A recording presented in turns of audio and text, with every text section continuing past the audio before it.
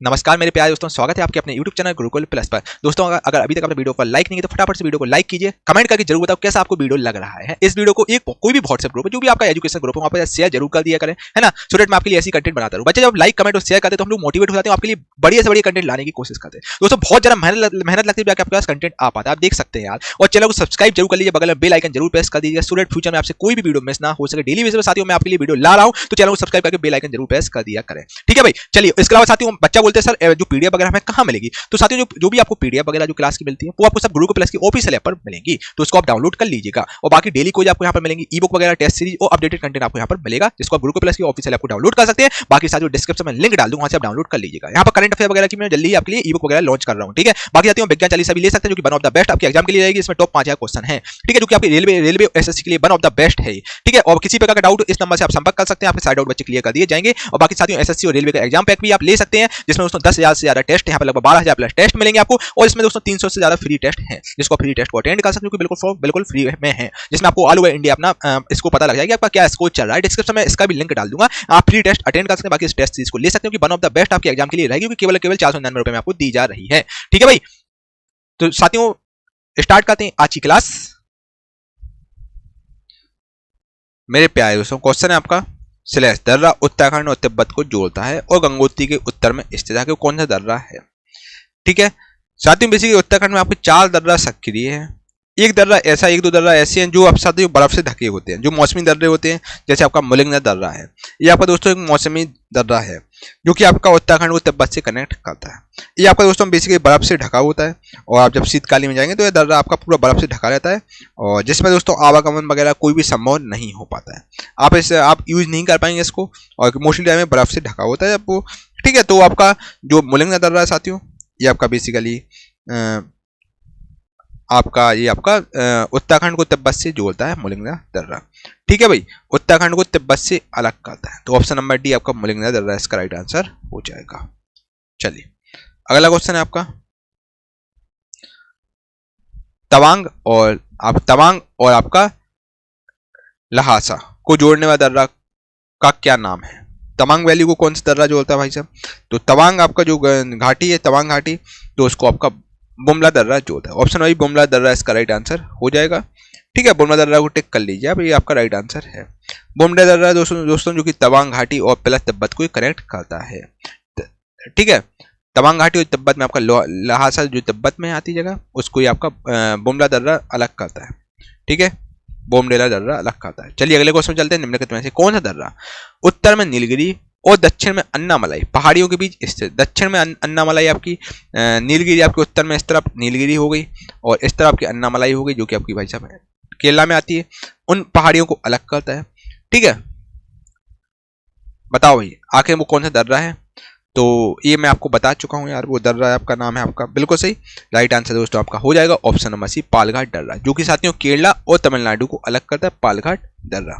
ठीक है, याद रखिए साथियों, इस तरफ आपका ये आपका अन्नामलाई है, जो कि केरला में आती है अन्नामलाई पहाड़ी, और ये आपकी है नीलगिरी पहाड़ी, इनको अलग करता है, और जो आपका यहाँ पर पालघाट दर्रा है।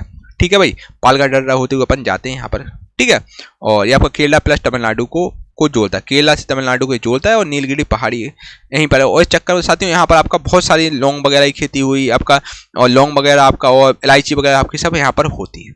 ऑप्शन नंबर सी पालघाट दर्रा इसका राइट आंसर हो जाएगा। Very very very very most important question आपके एग्जाम के पॉइंट ऑफ व्यू से है। ठीक है, ये आपका कोचीन से कोयम्बटूर से, कोचीन होते हुए अपन कोयम्बटूर जाते हैं। बोमडेला दर्रा किस राज्य में स्थित है। बोमडेला दर्रा दोस्तों आगे किस राज्य में स्थित है। अगर साथियों हम आप लोग से बात करें बोमडेला दर्रा की, तो यार बोमडेला दर्रा आगे कौन से राज्य में स्थित है, बताओ भाई, बताओ जल्दी से बताओ। साथियों जो बोमडेला दर्रा है ये आपका बेसिकली अरुणाचल प्रदेश में स्थित है। ऑप्शन नंबर डी अरुणाचल प्रदेश का राइट आंसर हो जाएगा। ठीक है, बोमडेला दर्रा हुआ, दीपू दर्रा हुआ, आपका यांगयाप दर्रा हुआ, ये सब आपके अरुणाचल प्रदेश में स्थित है। ठीक है, तो ऑप्शन नंबर डी आपका अरुणाचल प्रदेश का राइट आंसर हो जाएगा। चलो यार क्या चीज बता देते हैं आपको। एग्जाम में आपसे पूछे हिमाचल प्रदेश में बच्चा कितने दर्रे हैं। बच्चे हिमाचल प्रदेश में आपके 3 दर्रे हैं, बाल लाचे दर्रा आपका है, सिपकला दर्रा है आपका हिमाचल प्रदेश में, और साथियों आपका रोहतांग दर्रा है, बहुत ही फेमस दर्रा है रोहतांग दर्रा है, ये आपका हिमाचल प्रदेश में आगा दोस्तों हम लोग आपसे बात करें। ठीक है, तो नागालैंड में बच्चा कोई दर्रा नहीं है। और अगर हम बात करें दोस्तों आपसे सिक्किम की, तो सिक्किम में भाई साहब आपका दर्रा नाथुला दर्रा और जेलेपला दर्रा आपका सिक्किम में है। नाथुला और जेलेपला दर्रा ये आपका सिक्किम में स्थित है। अरुणाचल प्रदेश की दोस्तों हम बात करें, अरुणाचल प्रदेश में आपके 3 दर्रे हैं। बोमडिला दर्रा हुआ आपका।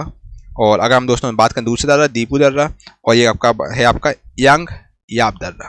ये आपके 3 सिक्किम में अरुणाचल प्रदेश में। तो ऑप्शन नंबर डी आपका राइट आंसर हो जाएगा। अगला क्वेश्चन है बोमडिला दर्रा किस राज्य में स्थित? तो साथियों ये आपका सिक्किम में। बोमडिला दर्रा आपका बेसिकली कहाँ पर स्थित? तो राइट आंसर हो जाएगा बिल्कुल सही ऑप्शन नंबर। बोमडिला दर्रा किस राज्य में स्थित? तो right answer option number D Arunachal Pradesh हो जाएगा। अरुणाचल प्रदेश में साथियों आपके 3 दर्रे स्थित हैं, ठीक है, जिसमें बोमडिला का नाम भी आता है। नीलगिरी पहाड़ियों के दक्षिण छोर पर स्थित दर्रे को हम लोग क्या कहते हैं?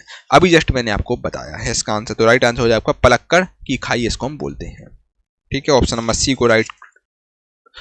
सी को टिक कर लीजिए। और केरला को दोस्तों कर्नाटका और तमिलनाडु के कनेक्ट करता है, ठीक है। पलक्कड़ दर्रा जो कि नीलगिरी के दक्षिण में स्थित है।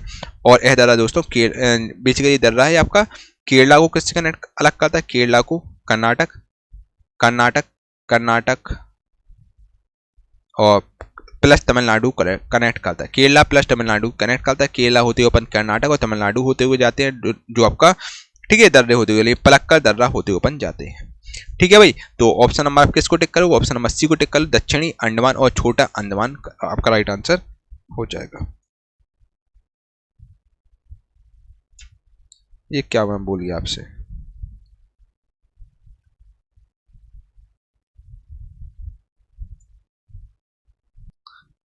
मेरे प्यारे दोस्तों लगातार बच्चे कमेंट बॉक्स में कमेंट कर रहे थे और व्हाट्सएप पर मैसेज कर रहे थे, सर आखिर आप कब बैच लॉन्च करना है एसएससी के लिए? दोस्तों वो दिन आ गया, मैंने आप लोगों के दोस्तों सफलता बैच लॉन्च, क्योंकि वन ऑफ द बेस्ट है ये आपका दोस्तों बैच, बाकी में आपको सफलता दिलाने का काम करेगा। साथियों किरण की जो लेटेस्ट जीके की बुक आती है 14,000 प्लस वाली बुक आती है, उसका पूरा निचोड़ हम लोग लेकर आए हैं दोस्तों। इसमें आपके एसएससी के जितने भी एग्जाम होते हैं सब आपके कवर हो जाएंगे। JEE, SSC, जेयू, CGL, CPU, MTS, आपके सिलेक्शन फेज के जितने भी एग्जाम होते हैं सब आपके कवर हो जाएंगे, ठीक है। सारे के इंपॉर्टेंट प्रीवियस ईयर क्वेश्चन हम आपके लिए लेकर आए, जो बहुत ज्यादा इंपॉर्टेंट है। इस बुक के दोस्तों बेसिकली हमने क्या किया है, इसमें छटनी की है। कुछ क्वेश्चन 1994 में पूछेंगे, फिर उसका रिपीट नहीं हुए, इसमें रखे गए हैं, वो हमने हटा दिए हैं। इसमें दोस्तों आपको टॉप 5 या super selected chapter wise PYQs मिलेंगे, सुपर सिलेक्टेड, जो आपके एग्जाम के लिए बहुत ज्यादा इंपॉर्टेंट है, ठीक है। 5,000 से लगभग 6-7 हजार के आसपास, आपको 6,000 के आसपास क्वेश्चन मिलेंगे जो आपके एग्जाम के लिए बहुत इंपॉर्टेंट सुपर सिलेक्टेड क्वेश्चन। कोई आपका 8 बार पूछा गया, कोई 10 बार पूछा गया, बस वही आपको मिलेंगे। और दोस्तों इसकी एक खासियत और है, आपका ये बैच है ना इंग्लिश हिंदी दोनों में रहेगा। जो इंग्लिश वाले बच्चे उनके लिए भी इंपॉर्टेंट है, हिंदी में भी रहेगा, इंग्लिश हिंदी बायलैंग्वेज आपको कंटेंट मिलेगा। और ये आपका दोस्तों batch one of the best आपके एग्जाम के लिए रहेगा। और इस बैच को दोस्तों आप ले सकते हो कि वन ऑफ द बेस्ट है, और आपकी यहाँ से बड़ी तरीके से प्रैक्टिस हो जाएगी। दोस्तों आप जान रहे हैं एग्जाम के लिए बहुत कम समय बचा है, और एमटीएस का दोस्तों आपका 1 महीने में पेपर है, बच्चा बिल्कुल तैयार हो जाओ। और इसके अलावा दोस्तों आप जीके का, पहले क्या था अपन जीके स्किप भी कर देते तो काम बन जाता था, लेकिन दोस्तों अब जीके से ही आपकी मेरिट बनेगी यार। एमटीएस में दोस्तों जीके के बिना कुछ हो नहीं पाएगा, जीके इंग्लिश के बिना, तो आपको जीके बहुत इंपॉर्टेंट रोल प्ले करती है। बाकी दोस्तों सीजीएल वगैरह में मेंस में जीके आने लगी है, सीएचएस में मेंस में आने लगी, बच्चा जीके को आपको इसको स्किप नहीं करना, जीके को आपको सीरियसली लेना है। आपने कहीं भी पेड कोर्स लिया हो, कहीं भी लिया, कोई दिक्कत नहीं, बच्चे प्रैक्टिस बैच आप लोग जरूर लेके देखिए, ये आपको बाकी में सफलता दिलाने का काम करेगा। आपकी प्रैक्टिस बहुत तरीके से हो जाएगी, टाइमर वगैरह भी हम लोग आपके लिए लेकर आए हैं, और आपको थ्योरी बेस में कराई जाएगी, है ना, जो आपके एग्जाम के लिए बहुत ज्यादा इंपॉर्टेंट चीज है, सब आपको दोस्तों यहाँ पर मिलेगा। दोस्तों ये बैच आपके लिए one of the best batch होने वाला है। और इस कोर्स की प्राइस फी बेसिकली 1999 रुपए, जो कि आपको डिस्काउंट पीरियड दोस्तों केवल और केवल 251 रुपए आपसे मात्र सहयोग राशि ली जा रही है, ताकि हम लोग ऐप का सर्वर चार्ज वगैरह निकाल सकें। साथ ही आपको इस कंप्लीट बैच मिलेगा, व्यू डेमो में जाकर आप देख सकते हैं। स्ट्रेटेजी का दोस्तों को 12-13 घंटे की स्ट्रेटेजी की भी क्लास मिलेगी, ठीक है। स्ट्रेटेजी की आपको कंप्लीट मिलेगा, बिल्कुल चैप्टर वाइज मिलेगा स्ट्रेटेजी, उसका पीडीएफ भी आपको बाकायदा मिलेगा। और कंप्लीट दोस्तों ये जो करंट पब्लिकेशन का निचोड़ हम लोग लेकर आए हैं, इसका कंप्लीट आपको साथियों पीडीएफ वगैरह भी आपको मिल जाएगा। और जो कि दोस्तों केवल आपको सुपर कॉम्बो डील चल रही है, जो कि 251 रुपए में आपको ये बैच दिया जाए, इसको आप ले सकते हैं, जो कि ऑफर कुछ ही समय के लिए वैलिड है। और किसी प्रकार का डाउट हो इस नंबर से आप संपर्क कर लीजिए, आपके सारे डाउट दोस्तों क्लियर कर दिए जाएंगे। दोस्तों यकीन मानिए यार, एक बार आप लेकर देखिए, one of the best batch दोस्तों आपके एग्जाम के लिए रहेगा। और दोस्तों देखिए 251 रुपए में तो यार आजकल आपका 1 महीने का रिचार्ज भी नहीं होता है, आपको कंप्लीट बैच दिया जा रहा है, वो भी 1 साल की वैलिडिटी के साथ दिया जा रहा है ना बच्चे। इससे अच्छा आपको डील कहीं नहीं मिलेगी। और बाकी डिस्क्रिप्शन में लिंक डाल दूंगा, वहां से आप डेमो वगैरह भी देख सकते हैं, पैसे बिल्कुल नहीं लग रहे डेमो के, आप देख सकते हैं आकर। और स्ट्रेटेजी के बिल्कुल आपको तरीके से यहाँ पर बिल्कुल मिलेगा, हिस्ट्री का आपको बिल्कुल एंशिएंट हिस्ट्री होगा, मेडिवल होगा, मॉडर्न होगा, बिल्कुल आपको तरीके से मिलेगा। और इंग्लिश हिंदी दोनों में कंटेंट है, तो इसको साथियों आप ले सकते हैं। किसी प्रकार का डाउट हो इस नंबर से आप संपर्क कर लीजिए, आपके सारे डाउट दोस्तों क्लियर कर दिए जाएंगे। बाकी डिस्क्रिप्शन में गुरुकुल प्लस ऑफिशियल की लिंक डाल दूंगा, तो वहां से आप एप्लीकेशन पर जाकर देख सकते हैं, ठीक है भाई। मेरे प्यारे दोस्तों क्वेश्चन है आपके सामने ये रहा, देखो यार, देखो नीलगिरी पहाड़ियों के दक्षिण छोर पर स्थित दर्रे को हम लोग क्या कहते हैं, ठीक है। नीलगिरी पहाड़ी के जो दक्षिणी छोर पर स्थित जो दर्रा है उसको हम लोग आखिर क्या कहते हैं? तो वो दक्षिणी छोर के दर्रे को हम लोग क्या कहते हैं, बताओ भाई। नीलगिरी पहाड़ियों के दक्षिणी छोर पर जो स्थित दर्रा है उसको हम लोग साथियों पलक्कड़ की खाई कहते हैं, ठीक है, तो ऑप्शन नंबर सी आपका पलक्कड़ की खाई इसका राइट आंसर हो जाएगा। और जो आपकी पलक्कड़ की जो दर्रा बेसिकली पलक्कड़ खाई है, ये आपका कर्नाटक बेसिकली करता क्या है भाई साहब, ये आपका केरला होते हुए अपन केरला को कर्नाटक प्लस तमिलनाडु को कनेक्ट करता है। केरला होते हुए अपन कर्नाटक प्लस तमिलनाडु के अलग करता है आपका। और ठीक है भाई, तो right answer option number C हो जाएगा पलक्कड़ गैप, पलक्कड़ की खाई राइट आंसर आपका हो जाएगा। और ये आपका केरला को कर्नाटक और तमिलनाडु से जोड़ता है। डंकन पास इनमें से किसके बीच में स्थित है? डंकन पास भाई साहब आखिर इनमें से किसके बीच में स्थित है? और बताओ भाई साथियों, डंकन पास की अगर हम बात करें यार, डंकन पास आखिर इनमें से किसके बीच में स्थित है? ठीक है बताओ भाई, जल्दी से बताओ यार। ठीक है बताओ भाई, डंकन पास यार आपका, ये आपका यहाँ पर मान लो एग्जाम्पल चल लो दक्षिण, ये आपका साथियों क्या है, दक्षिण अंडमान है। दक्षिण अंडमान आपका ए है। और ये आपका यहाँ पर भाई साहब क्या है, ये आपका है भाई साहब क्या, ये आपका छोटा अंडमान है। ठीक है, तो इसको अलग करता है भाई साहब आपका डंकन पास। डंकन पास है जो कि डंकन जलमार्ग है, डंकन जलमार्ग है जो कि साथियों आपका बेसिकली दक्षिण अंडमान को और दक्षिण अंडमान एवं छोटा अंडमान को अलग करता है, डंकन जलमार्ग, डंकन पास। ठीक है भाई, ओके। और दक्षिण अंडमान के ऊपर आपका मध्य अंडमान पड़ जाता है, मध्य अंडमान आता है, और उसके बाद आपका उत्तर अंडमान द्वीप आता है। ठीक है, तो अंडमान निकोबार अगर हम द्वीप की बात करें तो आपका बंगाली खाड़ी में, बंगाली खाड़ी यहाँ से निकलती है। ठीक है, बंगाली खाड़ी में, तो right answer option number C हो जाएगा। दोस्तों भारत में ही दो ही खाड़ी, एक आपका इस तरफ आपकी पड़ती है भाई साहब कौन सी, अरेबियन सी यानी अरब सागर है, यहाँ पर आपका बंगाली खाड़ी पड़ती है, और अंडमान निकोबार तरफ आपकी पूरी बंगाली खाड़ी है। ठीक है, और नीचे आपका भाई साहब यहाँ पर इंडियन ओशियन आता है जो कि आपका केवल और केवल कन्याकुमारी आपका इंडियन ओशियन है यानी हिंद महासागर। तो right answer option number C हो जाएगा, इसको टिक कर लीजिए, ये आपका राइट आंसर है। क्या आपको कोई दिक्कत, कोई तकलीफ, कोई समस्या, किसी प्रकार का डाउट हो बताइए, आपके साइड आउट बच्चे क्लियर कर दिए जाएंगे।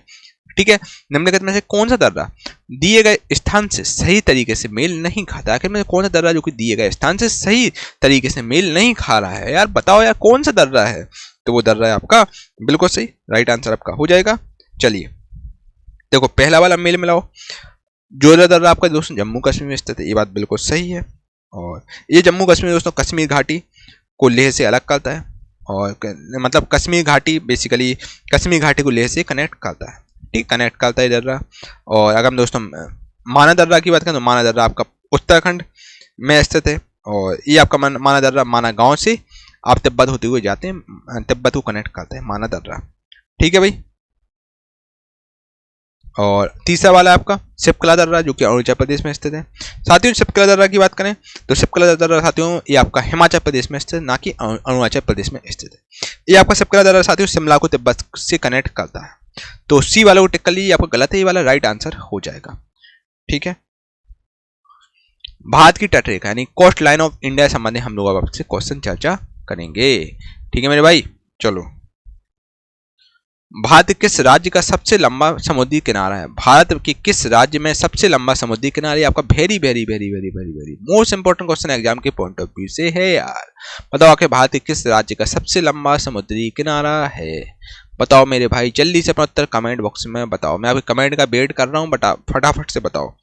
तो अगर हम दोस्तों बात करें तो दोस्तों भारत की अगर हम बात करें तो जो दोस्तों भारत में टोटल 9 राज्य हैं जहां से समुद्री रेखाएं निकलती हैं। 9 राज्य जहां से टोटल समुद्र सीमाएं निकलती हैं, मतलब टोटल 9 राज्यों में समुद्र की सीमा है यानी समुद्र निकलता है, तो वो 9 राज्यों में बच्चा 9 राज्य हैं। 9 राज्य में बच्चा कौन कौन से हैं वो सुनो आप। खैर वो आपका एग्जाम के मैं आपको समुद्री रेखा बता भी चुका हूँ। सबसे ज्यादा समुद्री रेखा लंबाई आपकी बात करें तो गुजरात की है, ऑप्शन नंबर डी गुजरात इसका राइट आंसर आपका हो जाएगा।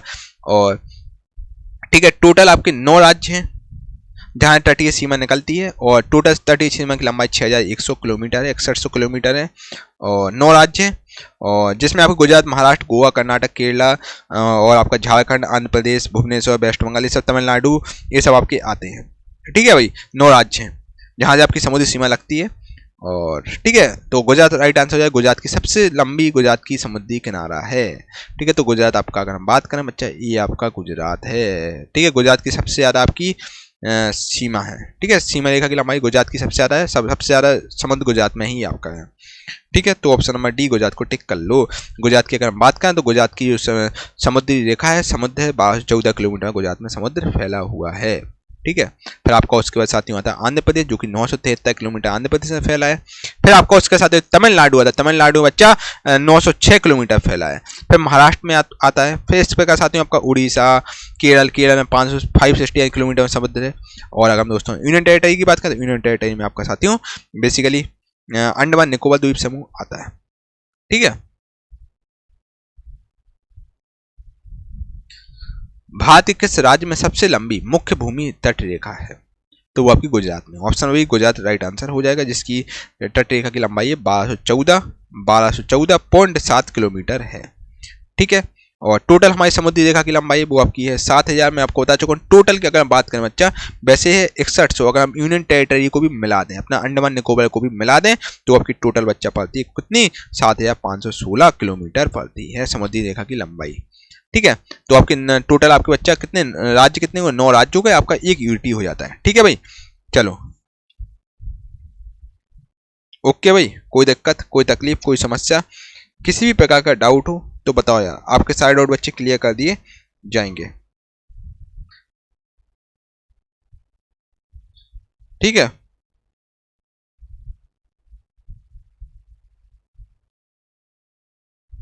ठीक है, सुनना फिर से एक बात, फिर से सुनो आप। देखो टोटल अपनी बेसिकली जो अपना 6100 किलोमीटर है,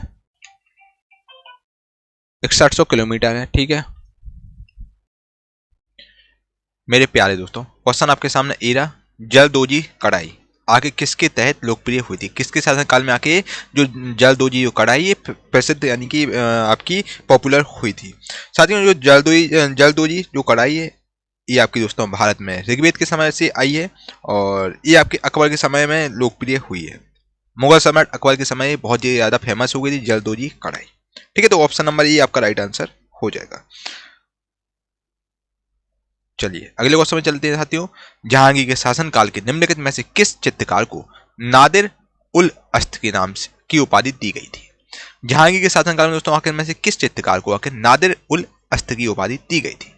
तो मेरे प्यारे दोस्तों नादिर उल अस्त की उपाधि दी गई थी भाई साहब किसको? मंसूर को। ऑप्शन नंबर ये मंसूर आपका राइट आंसर है। ठीक है।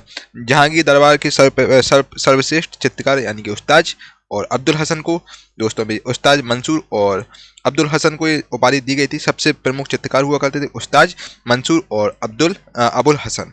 और दोस्तों जहांगीर का जो बेसिकली काल था वो चित्रकला का स्वर्णकाल हुआ करता था। इनके दो मेन चित्रकार थे जो कि मैंने आपको नाम बताया हुआ है, जिनका नाम है उस्ताद मंसूर और एक अबुल हसन है। ठीक है। और इन्हें दोस्तों नादिर उल अस्त और नादिर उद जमा की उपाधि दी गई है। इन दोनों को इनकी उपाधि दी गई है और नादिर उल अस्त की उपाधि दी गई है। तो ऑप्शन है मंसूर इसका राइट आंसर हो जाएगा मेरे भाई। ठीक है। तो आपकी उस्ताद मंसूर को ये वाली नादिर उल अस्त की उपाधि दी गई है और अबुल हसन को साथियों नादिर उल उद जमा की उपाधि दी गई है। ठीक है। अकबर ने मियाँ का शीर्षक किसे दिया था? साथियों अकबर ने जो मियाँ का शीर्षक है ये आपका तानसेन को दिया था भाई साहब। अकबर के शासनकाल में भाई साहब ऐसे ऐसे लोग थे तानसेन दोस्तों अकबर के नौरत्न में शामिल थे। ग्वालियर की राजधानी ग्वालियर संगीत घराने तालुका रखते थे तानसेन और ग्वालियर से बिलोंग करते थे और अकबर के नौरत्न में शामिल थे।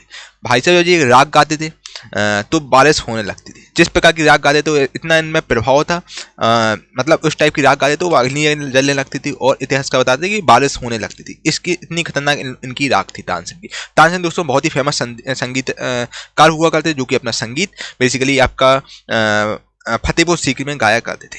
ठीक है। और काफी शानदार फतेहपुर सीकरी आप जाएंगे आपको वहां पर काफी चीजें देखने को मिलेंगी। और ग्वालियर से बिलोंग करते तानसेन। और ठीक है, तो ऑप्शन नंबर डी आपका तानसेन इसका राइट आंसर हो जाएगा। ये बहुत ही फेमस संगीतकार हुआ करते थे, अकबर के नौरत्न में ये शामिल थे। ठीक है। और अकबर ने अपनी दरबारी संगीतज्ञ के रूप में किसे नियुक्त किया था? अकबर ने अपनी दरबारी संगीतज्ञ के रूप में भाई साहब जस्ट मैंने आपको बताया ये आपका मियाँ तानसेन को नियुक्त किया था। अभी जस्ट मैंने आपको इसका आंसर बताया है। अकबर के शासन काल में दोस्तों संगीतज्ञ यानी कि म्यूजिशियन बहुत ही फेमस म्यूजिशियन हुए जो कि तानसेन थे। ठीक है, तो ऑप्शन नंबर बी आपका राइट आंसर है। अगला क्वेश्चन, मुगल काल में किया गया महाभारत का फारसी अनुवाद किस नाम से जाना जाता है? दोस्तों मुगल काल में किया गया जो महाभारत का जो फारसी अनुवाद है आखिर हम उसको किस नाम से जानते हैं? तो फारसी अनुवाद को भाई साहब हम लोग रज्मनामा के नाम से जानते हैं। ऑप्शन नंबर सी रज्मनामा इसका राइट आंसर हो जाएगा। ठीक है, चलिए रज्मनामा महाभारत का एक फारसी अनुवाद है। ऑप्शन नंबर ये आपका राइट आंसर है। और ठीक है, और जो दोस्तों जो रज्मनामा ये जो कि महाभारत का ये फारसी अनुवाद है, और ये अनुवाद करने वाले कौन थे भाई साहब? ये अनुवाद करने वाले आपके थे भाई साहब अब्दुल अब्दुल कादिर बदायूनी। अब्दुल कादिर बदायूनी ने इसका हिंदी में मतलब फारसी में अनुवाद किया था। ठीक है। और बेसिकली रज्म का मतलब क्या होता है भाई साहब? रज्म का मतलब होता है भाई साहब युद्ध होता है, और नामा का मतलब होता है घटना, युद्ध से रिलेटेड घटना, यानी कि रज्मनामा। ठीक है। और इसका मतलब होता है युद्ध की कहानी, इसको माना जाता था। और ठीक है, तो इसका फारसी में अनुवाद आपका किया था भाई साहब किसने? आपका अभी मैंने बताया अब्दुल कादिर बदायूनी ने इसका फारसी में अनुवाद किया था। ठीक है। चलिए, ये महाभारत का दोस्तों फारसी अनुवाद था रज्मनामा। अगला क्वेश्चन आपका, अकबर के शासनकाल में किस पुस्तक का अनुवाद द रज्मनामा यानी कि युद्ध की पुस्तक के रूप में किया गया है? तो अभी मैंने जस्ट राइट आंसर बताया, ऑप्शन नंबर ये महाभारत इसका राइट आंसर हो जाएगा। ठीक है। तो महाभारत का दोस्तों इन्होंने अनुवाद करवाया था, जिसका नाम था द रज्मनामा, का फारसी में अनुवाद करवा दिया था महाभारत का अकबर ने। ठीक है। चलिए, आईन अकबरी पुस्तक के लेखक का नाम बताइए।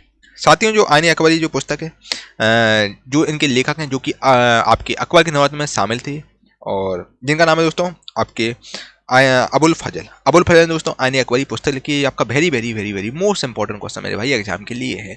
साथियों, जितने मैं क्वेश्चन करा रहा हूँ सब बहुत बहुत ज़्यादा इंपॉर्टेंट है, बिल्कुल भी इग्नोर आपको नहीं करना है। ठीक है। तो आईन अकबरी पुस्तक के लेखक भाई साहब अबुल फजल हैं। अबुल फजल हैं, इन्होंने आईन अकबरी पुस्तक लिखी है, और अकबरनामा भी इन्हीं के द्वारा लिखी गई है। अकबर, ठीक है। तो भाई साहब आईन अकबरी के लेखक आपके कौन है भाई साहब? तो भी आपके अबुल फजल है। ठीक है। चलिए, अकबरनामा का सिलेस का खंड आईन अकबरी के नाम से जाना जाता है। साथियों, अब मैं आपको एक दो चीजें बता देना चाहता हूँ जो आपके एग्जाम के लिए खैर इतना इंपॉर्टेंट तो नहीं है। और अकबर का जो अकबरनामा है, ये आपका बेसिकली तीसरा खंड है, जिसको हम आईन अकबरी के नाम से जानते हैं। साथियों, आईन अकबरी जो कि अबुल फजल द्वारा लिखी गई है, और अकबरनामा का ही पार्ट है आपका, अकबरनामा ही का भाग है आईन अकबरी। इसमें बेसिकली 3 खंड आपके थे। ठीक है। अकबरनामा आपका, अकबरनामा जो पुस्तक है उसके आपके 3 भाग हैं, जिसमें आपका आईन अकबरी आती है भाई साहब। ठीक है। तीसरे भाग को हम लोग दोस्तों आईन अकबरी कहते हैं। जो थर्ड वाला भाग होता है उसको हम लोग क्या बोलते हैं? आईन अकबरी। और जो फर्स्ट वाला जो भाग है आपका, उसमें अकबर के पूर्वजों और आरंभिक जीवनों का वर्णन अकबर के किया गया है। पहले वाले पार्ट में अकबरनामा की, पहले वाले पार्ट में भाई साहब अकबर के जो पूर्वजों के बारे में बताया गया है। दूसरे भाग में अकबर के शासनकाल में जो भी घटनाक्रम हुए उन सब के बारे में बताया गया। तीसरे भाग में भाई साहब बेसिकली आईन अकबरी, इसमें आपके आईन अकबरी से रिलेटेड आईन अकबरी है ये आपका, और इसमें अकबर के शासनकाल से संबंधित आंकड़े और शासन व्यवस्था संबंधित सभी नियमों के बारे में बताया गया है। जिसका जो थर्ड भाग है उसको हम आईन अकबरी के नाम से जानते हैं। ठीक है मेरे भाई। तो थर्ड भाग में आपका आता है, ठीक है, तीसरे खंड में आपका आईन अकबरी के नाम से हम तीसरे खंड को जानते हैं। अकबर के नियम के अनुसार, मतलब अकबर के जो भी शासनकाल में जो भी संबंधित आंकड़े थे और शासन व्यवस्थाओं से रिलेटेड जो भी नियम थे उन सबका इसमें आपको वर्णन देखने को मिल जाएगा। ऑप्शन नंबर सी तीसरा इसका राइट आंसर हो जाएगा। ठीक है मेरे भाई, कोई दिक्कत, कोई तकलीफ, कोई समस्या, किसी प्रकार का डाउट हो बताइए, आपके सारे डाउट बच्चे क्लियर कर दिए जाएंगे यार। अगले क्वेश्चन में चलते हैं भाई। अकबरनामा और आईन अकबरी किसके द्वारा लिखित है? तो अकबरनामा भाई साहब और आईन अकबरी ये लिखे थे किसके द्वारा? अभी जस्ट मैंने बताया आपको, अबुल फजल, जो कि अकबर के नॉर्थ में शामिल थे, इनके द्वारा आपकी अकबरनामा और आईन अकबरी, बेसिकली अकबरनामा ही का तीसरा खंड है जो कि आईन अकबरी है, जो कि अबुल फजल द्वारा बच्चा रचित है। ठीक है। चलिए, निम्नलिखित में कौन सा ग्रंथ कश्मीर के राजाओं का विस्तृत विवरण देता है? जो कौन सा ग्रंथ है आके जो कि कश्मीर के राजाओं का बहुत ही मतलब विस्तृत वर्णन देता है, यानी डिटेल में आपको डिस्क्रिप्शन देता है? तो वो आपका राजतरंगिणी जो पुस्तक है, इसके जो लेखक हैं भाई साहब, जो कि संस्कृत का एक ग्रंथ है यार, राजतरंगिणी एक संस्कृत का ग्रंथ है। इसके लेखक कौन है? बहुत ज़्यादा इंपॉर्टेंट आपके एग्जाम के लिए है।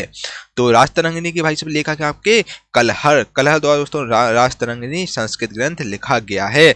और ये कब लिखा था इन्होंने? इसकी रचना की थी 1148 ईस्वी में। कलहर द्वारा आपका राजतरंगिणी किताब लिखी गई, जिसमें कश्मीर के बारे में आपको सारी जानकारी देखने को मिल जाएगी। इसमें कश्मीर के इतिहास के बारे में आपको जानकारी मिलती है। ठीक है। तो कलहर द्वारा लिखी गई राजतरंगिणी याद रखिए, राजतरंगिणी आपकी कलहर द्वारा लिखी गई। ऑप्शन नंबर डी को टिक कर लीजिए, आपका राइट आंसर है। अगला क्वेश्चन है भाई साहब, फतवा ए आलमगिरी मुस्लिम कानूनों का एक संकलन निम्नलिखित में से किस शासक के शासनकाल में लिखा गया था?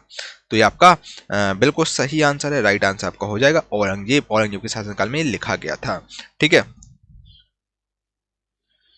उपनिषदों का संस्कृत में फारसी भाषा में अनुवाद करने का श्रेय इनमें से किसे दिया जाता है? भाई साहब, उपनिषद को जो भी उपनिषद का संस्कृत से फारसी भाषा में, उपनिषद को दोस्तों संस्कृत से फारसी भाषा में जो अनुवाद यानी ट्रांसलेशन करने का जो श्रेय है, ये आपको भाई साहब किसको दिया था? तो ये आपका दिया था दारा सिकों को। भाई साहब, दारा सिकों ऐसे बंदे थे। दारा सिकों कौन थे भाई? दारा सिकों बच्चा शाहजहां। शाहजहां आपके जो कि औरंगजेब के बाप थे। और शाहजहां दोस्तों दारा सिकों के मतलब पापा का नाम शाहजहां था और दारा सिकों के भाई थे कौन? औरंगजेब थे। साथियों, मैंने आपको बताया है शाहजहां दोस्तों सबसे ज्यादा आपका दारा सिकों को ही चाहता था। दारा सिकों दोस्तों ऐसे बंदे थे जो एक हाथ में कुरान लेते थे, एक हाथ में भगवत गीता लेके चलते थे। ठीक है, इनसे हिंदू भी खुश था, मुसलमान भी खुश था। शाहजहां दोस्तों इनमें हर क्वालिटी थी, लीडरशिप की हर क्वालिटी थी दोस्तों। ये बहुत ही टैलेंटेड पर्सनालिटी हुआ करते थे और औरंगजेब इनके खिलाफ था। शाहजहां चाहता था कि भाई एक बड़ा का बेटा है, ये गद्दी पर बैठे, लेकिन दोस्तों इतिहास में कुछ और ही मंजूर था। और शाहजहां ने दोस्तों अपने बाप के खिलाफ बगावत कर दी और बंदी बना दिया। और फिर उसका दोस्तों दारा सिकों को भी इन्होंने औरंगजेब ने हत्या कर दी है। ठीक है, और इनकी हेल्प कर रहे थे गुरु तेग बहादुर, उनकी भी इन्होंने सीज कटवा दी था औरंगजेब ने। ठीक है, अपने बड़े भाई के खिलाफ मतलब हत्या कर दी थी, अपने शाहजहां अपने बाप को बंदी बना दिया था। ठीक है, तो दारा सिकों को दोस्तों बहुत ही मतलब दंड दिया था इन्होंने। और दारा सिकों दोस्तों जनता भी इससे खुश थी बहुत ज्यादा, मतलब जनता चाहती थी दारा सिकों गद्दी पर बैठे। लेकिन औरंगजेब दोस्तों बहुत ही ज्यादा मतलब कट्टर था और इसने अपने अंडर में पूरी मिलिट्री इसके अंडर में थी। ठीक है, इसने बगावत कर दी थी बेसिकली। ठीक है, तो आपका ऑप्शन नंबर भी दारा सिकों इसका राइट आंसर हो जाएगा। दारा सिकों ने दोस्तों क्या किया था? संस्कृत से फारसी में उपनिषद को संस्कृत से फारसी में अनुवाद ट्रांसलेट कर दिया था। ठीक है, तो ऑप्शन नंबर बी आपका राइट आंसर हो जाएगा। दारा सिकों के पापा का नाम कौन है भाई? शाहजहां है इसके। ठीक है, चलिए अगले क्वेश्चन में चलते हैं। मुगल सम्राट बाबर ने अपनी आत्मकथा किस भाषा में लिखी थी? मुगल सम्राट जो बाबर है तो इन्होंने भाई साहब अपनी आत्मकथा कौन सी भाषा में लिखी? तो भाई साहब इन्होंने अपनी आत्मकथा है जो कि लिखी है इन्होंने कौन सी? तुर्की भाषा में लिखी, तुर्की भाषा में लिखी गई। ऑप्शन नंबर डी तुर्की इसका राइट आंसर हो जाएगा। ठीक है भाई। अंतिम मुगल बादशाह कौन थे भाई साहब? अंतिम जो मुगल बादशाह यानी कि लास्ट मुगल एम्परर हैं, आखिर कौन थे मेरे भाई? मैंने आपको पूरा चार्ट बताया हुआ है भाई साहब। अंतिम आखिर कौन थे? बताओ भाई जल्दी से यार बताओ। पूरा मैंने यार आपको चार्ट बताया है, अब भी यार आपको नहीं आएगा तो यार किसकी गलती है? मेरी गलती है यार आपकी गलती है? पूरा मैंने आपको बढ़िया तरीके से चार्ट समझाया हुआ है। तो भाई साहब अगले आखिरी आके मुगल एम्परर कौन थे यार? बहुत बहुत ज्यादा यार इंपॉर्टेंट क्वेश्चन आपके एग्जाम के लिए है यार, है ना? तो बिल्कुल भी इग्नोर नहीं करना है आपको। देखो सुनना बात को अच्छे से सुनना बात को। चलो मैं आपको पेज नहीं है, चलिए कोई बात नहीं।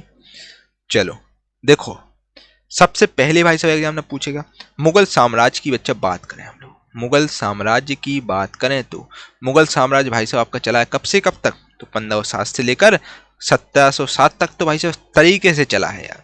फिर उसके बाद इनकी जड़ें कमजोर हो गई थी, फिर अंग्रेजों का बेसिकली हुकूमत आ गई थी। फिर 1857 तक इन्होंने का बेसिकली लास्ट 1857 तक रहा है। और लास्ट भाई साहब कौन थे? तो लास्ट आपके तो कौन थे? बहादुर शाह जफर। बहादुर शाह जफर थे, बहादुर शाह सेकंड, जिनको हम लोग बहादुर शाह जफर के नाम से भी जानते हैं। बहादुर शाह सेकंड, इनको हम बहादुर शाह जफर के नाम से भी जानते हैं। और इनका शासनकाल 1837 से लेकर 1857 तक भेजा रहा है। और इन्हें अंग्रेजों ने रंगून भेज दिया था पेंशन देकर। ठीक है, तो बहादुर शाह सेकंड यानी कि बहादुर शाह जफर आपके लास्ट है। और पहले भाई साहब कौन है? पहले आपके बाबर है। इसके बारे में बता चुका हूँ आपको। फिर बाबर आते हैं आपके, जिनका शासनकाल 4 साल चला है, 1536 से लेकर 30 तक। बाबर के बाद आपके हुमायूं, फिर सूरीवंश आ जाता है बीच में, शेरशाह सूरी आता है, फिर अकबर, फिर आपके शाहजहां। ठीक है, औरंगजेब आलमगीर, फिर बहादुर शाह फर्स्ट, फिर जहांदार शाह, फारूकसीर और मोहम्मद शाह, ये सब आपके आते हैं। ठीक है, तो लास्ट आपका भाई साहब कौन है? आपको फर्स्ट वाला याद रखना, फर्स्ट बहुत इंपॉर्टेंट है। फर्स्ट भाई साहब बाबर हैं और इन्होंने 1526 से लेकर इनका शासनकाल कब तक चला है? 1530 तक चला है। और आखिरी कौन है भाई साहब? आखिरी आपके बहादुर शाह सेकंड है। और इसका मैंने आपको पूरा चार्ट खैर मैंने आपको बताया, आपने अगर नहीं देखी पुरानी वीडियो देखिए आप। अब मैंने आपको आगे बताया, पूरा चार्ट बताया था। ठीक है, इसी कोर्स में मैंने आपको कंप्लीट बताया, आप जाके देख लीजिएगा। ठीक है, तो लास्ट आपका बहादुर शाह था, तो बहादुर शाह सेकंड था, जिसको हम बहादुर शाह सेकंड और बहादुर शाह जफर भी बोलते हैं। और इसका शासनकाल 30 साल रहा, अंग्रेजों ने इसको पेंशन देकर रंगून भेज दिया था। ठीक है, तो ऑप्शन नंबर डी आपका राइट आंसर हो जाएगा। निम्नलिखित में से अवध का अंतिम नवाब कौन था? भाई साहब अवध का जो अंतिम नवाब था कौन था? ठीक है, तो अवध का भाई साहब जो अंतिम नवाब थे आपके अंतिम नवाब आपके वाजिद अली शाह थे। ऑप्शन नंबर डी को टिक कर लो, आपका राइट आंसर है। और ये आपके उत्तर प्रदेश के अवध के अंतिम नवाब थे। ठीक है, चलो चलिए अगले क्वेश्चन पर चलते हैं। अगला क्वेश्चन आपके सामने ये रहा, 1739 में करनाल का युद्ध नादिर शाह और निम्नलिखित में से किसके बीच लड़ा गया था।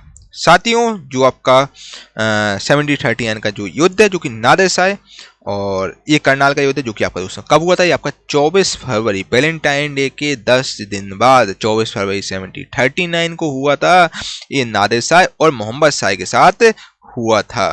ठीक है, ठीक है भाई, नादिर शाह वर्सेस आपका बेसिकली मोहम्मद शाह के बीच हुआ था और नादिर शाह ने बेसिकली मोहम्मद शाह को हरा दिया था और मोहम्मद शाह को इसने हरा दिया और इसके बाद ये नादिर शाह भाई साहब 30 करोड़ रुपया लेके नकदी और रत्न लेकर भाग गया था, लेकर ये चला गया भारत से और इसने काफी ज्यादा भाई साहब कोहिनूर हीरा भी यही ले गया था और ये आपका भारत का कोहिनूर हीरा ले गया और तख्ते ताउस वगैरह सब आपके बहुत ही फेमस चीज थी वो सब ले गया और ये ईरान भाग गया। इसको दोस्तों नादिर शाह को हम लोग ईरान का नेपोलियन भी बोलते हैं, नादिर शाह को हम लोग ईरान का नेपोलियन कहते हैं।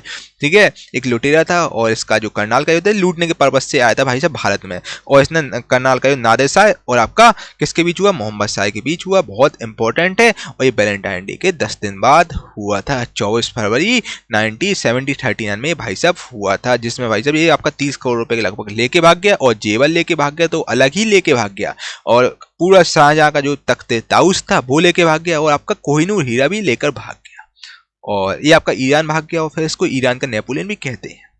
चलिए ऑप्शन नंबर बी को टिक कर लो, आपका राइट आंसर है। 1739 का करनाल का युद्ध नादिर शाह और भाई साहब अभी जस्ट मैंने आपको बताया मोहम्मद शाह के बीच हुआ है। ठीक है, चलिए सन 1739 में करनाल की लड़ाई में मुगल सेना को किसने पराजित किया, तो भाई साहब मुगल सेना को पराजित कर दिया था किसने, नादिर शाह ने और ये कोहिनूर हीरा लेकर भाग गया था जो कि सबसे विश्व का सबसे महंगा हीरा है। ठीक है, नादिर शाह लेके भाग गया। चलिए बहादुर शाह प्रथम जिसका शासनकाल भाई 1707 से लेकर 1712 तक चला, यानी लगभग 5 साल इसने शासन किया। ये आपका भाई साहब बहादुर शाह किसका था, तो अभी मैंने आपको बताया बहादुर शाह द्वितीय जो कि लास्ट था भाई साहब। बहादुर शाह प्रथम ये आपका मतलब या बहादुर शाह प्रथम जिसका शासनकाल 1707 से लेकर 12 तक चला है और यहाँ से इसके आते ही मुगलों का पतन होना चालू हो गया था और ये आपका मुगल वंश का शासक था। ठीक है, ऑप्शन नंबर सी मुगल इसका राइट आंसर हो जाएगा। बहादुर शाह प्रथम का जन्म भाई साहब कब हुआ था, ये एग्जाम में बहुत ही कम पूछता है, परेशान आपको नहीं होना, कम पूछता है यार, अगर ना भी करो चल जाएगा यार, इतनी डेट याद नहीं आती क्या क्या यार, आप याद रखोगे एसएससी वाले बंदे हो ना कि यूपीएससी वाले हो। एक आध क्वेश्चन भाई स्किपिंग भी कीजिए, है ना। तो भाई साहब ये वाला जो क्वेश्चन है इसका जो आपके बहादुर शाह प्रथम है इनका जन्म भाई साहब कब हुआ, तो इसका जन्म आपका 1643 में हुआ।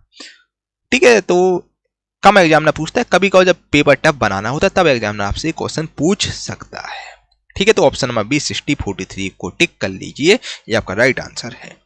अब हम लोग साथियों सिक्के से संबंधित क्वेश्चन चर्चा करेंगे। सिक्कों के 10वें गुरु में से 5वें गुरु कौन थे, सिक्कों के दोस्तों 10 गुरु में से 5वें गुरु भाई साहब कौन थे। यार सिक्कों की यार परंपरा बहुत अच्छी है, सिक्कों का जो लंगर होता है भाई साहब वो पूरे विश्व भर में फेमस है और उस जैसा साथ ही कोई करे, चाहे आप हिंदू हो मुसलमान कोई भी धर्म के हो, यहाँ पर सब लंगर में जाते हैं और यहाँ पर साथी हो बेसिकली आपको चाहे कितना भी पैसे वाले हैं तो वो आपकी बहुत बिल्कुल निस्वार्थ सेवा करेगा, सिक्कों में बहुत अच्छी बात होती है। और ठीक है, तो भाई साहब आपको यार सिक्कों से संबंधित तो मैं आपको एक दो बार बता ही चुका हूँ और ज़्यादा डिटेल में बताऊंगा तो सर आप बोलेंगे कि यार सर आप इतना डिटेल में बता रहे हैं चीज़ें। और चलिए भाई देखते हैं, आप क्वेश्चन के ओर चलते हैं। सिख धर्म की यार बात करें, सिख धर्म के भाई साहब संस्थापक कौन है यार, सिख धर्म के संस्थापक मैं बता चुका हूँ ऑलरेडी आपको पहले भी। सिख धर्म के संस्थापक आपके गुरु नानक देव हैं, गुरु नानक देव आपके सिख धर्म के संस्थापक हैं। और पहले गुरु भाई साहब के कौन है, पहले गुरु आपके गुरु नानक है, गुरु नानक दोस्तों पहले गुरु हैं सिखों के। और इसके अलावा दोस्तों लंगर व्यवस्था इन्होंने स्टार्ट की थी। और सेकंड गुरु भाई साहब कौन है आपके, सेकंड गुरु आपके जो कि गुरु अंगद हैं, गुरु अंगद सेकंड गुरु हैं, गुरु अंगद सेकंड गुरु हैं। थर्ड गुरु आपके इन्होंने दोस्तों गुरुमुखी लिपि की शुरुआत की है, थर्ड गुरु आपके गुरु रामदास हैं, गुरु रामदास आपके थर्ड गुरु हैं। और फोर्थ गुरु भाई साहब आपके रामदास हैं। थर्ड गुरु दोस्तों गुरु अमरदास है, अमरदास। ठीक है, फोर्थ वाले आपके गुरु रामदास हैं, और आपके फिफ्थ गुरु आपके गुरु अर्जुन देव है, गुरु अर्जुन देव। तो पांचवा गुरु की बात कर रहे थे भाई साहब, तो पांचवें गुरु कौन है भाई साहब? गुरु अर्जुन देव हैं, सिक्कों के पांचवें गुरु, और इन्होंने आदि ग्रंथ की रचना भी गुरु अर्जुन देव ने की है। ऑप्शन नंबर सी को टिक कर लो, ये आपका राइट आंसर है। और भाई साहब ठीक है, और अमृतसर जलाशय है जो हरमंदिर साहिब यानी कि स्वर्ण मंदिर का निर्माण भी साथियों, कंस्ट्रक्शन भी इन्होंने ही करवाया था। ठीक है, तो और फिर क्या हुआ, पांचवें गुरु बहुत ही फेमस थे, पांचवें नौवें गुरु बहुत ही ज्यादा फेमस है। तो गुरु अर्जुन देव ने दोस्तों सिक्कों के पांचवें गुरु हैं, और इनकी हत्या किसने की थी भाई साहब? इनकी हत्या 1606 में कर दी गई। किसके द्वारा? जहांगीर ने इनकी हत्या कर दी थी भाई साहब। किस लिए की थी? ये राजकुमार खुसरो की सहायता कर रहे थे, इसके लिए दोस्तों जहांगीर ने इनकी हत्या कर दी थी। ठीक है, तो ऑप्शन नंबर सी आपका राइट आंसर हो जाएगा, गुरु अर्जुन देव। चलो 1469 में पैदा हुए पहले सिख गुरु नानक देव कहाँ पैदा हुए थे? दोस्तों गुरु नानक जी का जो कि आपके सिख धर्म के संस्थापक हैं और सिख धर्म के पहले गुरु हैं, और ये आपके बाबर और हुमायूं के समकालीन थे भाई साहब। बाबर और हुमायूं इनके फॉलोवर्स थे। ठीक है, ये राजा इनके फॉलोवर्स थे, और इन्होंने लंगर यानी पंगत व्यवस्था की शुरुआत की थी। इनका भाई साहब मृत्यु इनकी कब हुई थी? मृत्यु इनकी हुई थी भाई साहब 5039 में हुई थी। कहाँ पर? करतारपुर में, पंजाब में इनकी मृत्यु हो गई थी। और इनका जन्म की बात कर रहे हैं, एग्जाम में जन्म पूछ रहा है, तो जन्म इनका 4069 में हुआ था। और 4069 भाई साहब कहाँ पर हुआ था? तलवंडी में इनका जन्म हुआ था, जो कि आपका ननकाना साहिब में इनका जन्म हुआ था गुरु नानक जी का, जो कि सिख धर्म के पहले गुरुदेव हैं। ठीक है, चलो, और राइट आंसर आपका क्या हो जाएगा? तलबंदी को टिक कर लो, आपका राइट आंसर है। ऑप्शन नंबर बी को टिक कर लो, ये आपका राइट आंसर है। ठीक है, अगले क्वेश्चन में चलें। निम्नलिखित में से किस सिख गुरु ने पंजाबी भाषा की गुरुमुखी लिपि का आविष्कार किया था? अभी यार मैंने आपको बताया क्या? बताया तो था यार शायद, हाँ मैंने बताया था आपको। गुरुमुखी लिपि की शुरुआत की थी किसने भाई? जब सेकंड गुरु थे। सेकंड गुरु कौन थे भाई? गुरु अंगद, जो कि साथियों सेकंड गुरु थे। इन्होंने दोस्तों आपकी गुरुमुखी लिपि की शुरुआत की थी, यानी कि गुरुमुखी लिपि की आविष्कार किया था गुरु अंगद को टिक कर लो, ये आपका राइट आंसर है। ऑप्शन नंबर बी को टिक कर लो, आपका राइट आंसर है। क्या आपको कोई दिक्कत, कोई तकलीफ, कोई समस्या, कोई भी बात हो भाई साहब बताइए, आपके सारे डाउट बच्चे क्लियर कर दिए जाएंगे। सिख धर्म के दूसरे गुरु थे, और ठीक है, और इनका बचपन का नाम लहना था, और गुरुमुखी लिपि का बेसिकली पंजाब की भाषा है गुरुमुखी लिपि, और इसकी शुरुआत ही इन्होंने की थी। आविष्कारक भी इन्हें कहा जाता है, गुरु अंगद देव को। ठीक है, तो ऑप्शन नंबर बी को टिक कर ले, राइट आंसर है। गुरु गोविंद सिंह की शिक्षा कहाँ हुई थी और उन्होंने फारसी कहाँ सीखी थी? गुरु गोविंद सिंह की भाई साहब शिक्षा एजुकेशन कहाँ पर हुई थी और उन्होंने फारसी कहाँ पर सीखी थी? चलो भाई जल्दी से यार बताओ। सबसे पहले तो बताओ गुरु गोविंद सिंह सिक्कों के कौन से नंबर के गुरु हैं? सबसे पहले बताओ गुरु गोविंद सिंह आगे सिक्कों के कौन से नंबर के गुरुदेव हैं? तो भाई साहब गुरु गोविंद सिंह सिक्कों के भाई साहब 10वें नंबर के गुरु हैं। 10वें गुरु हैं आपके गुरु गोविंद सिंह, 10th गुरु हैं आपके। ठीक है, और इन्होंने क्या किया था? इन्होंने स्थापना किसकी की थी भाई साहब? इन्होंने स्थापना खालसा पंथ की स्थापना की थी। खालसा पंथ की इन्होंने स्थापना की 1699 में।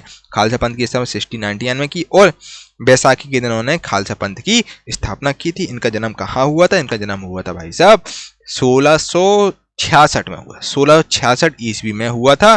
कहाँ पर? पटना में हुआ था। पटना में इनका जन्म हुआ था। बिहार से बिलोंग करते हैं आपके गुरु गोविंद सिंह जी, और इनका निवास स्थान एग्जाम में पूछता भाई साहब निवास स्थान कहाँ है इनका, तो वो कहाँ के रहने, इनका घर क्या था? तो आनंदपुर साहिब इनका निवास स्थान है। आनंदपुर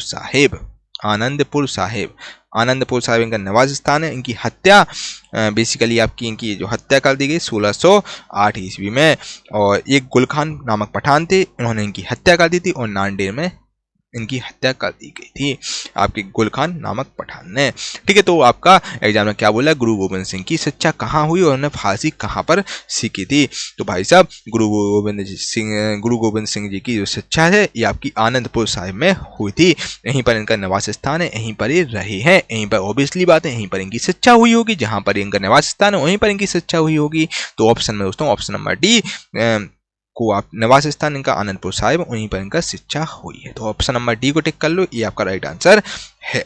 ठीक है, कि आपको कोई दिक्कत। और इन्होंने दोस्तों फारसी भाषा और इनकी शिक्षा सब यहीं पर हुई है, आनंदपुर साहिब में, याद रखिएगा। ठीक है, बहुत इंपॉर्टेंट आपके एग्जाम के लिए है। निम्नलिखित में किस सिख गुरु ने अमृतसर की आधारशिला रखी थी? अमृतसर की आधारशिला के कौन से गुरुदेव ने रखी थी? भाई साहब जस्ट मैंने आपको बताया है, अभी जस्ट मैंने बताया, आपको याद होगा जब मैंने दोस्तों आपको बताया था कि अकबर ने दोस्तों 500 बीघा जमीन दान में दी थी।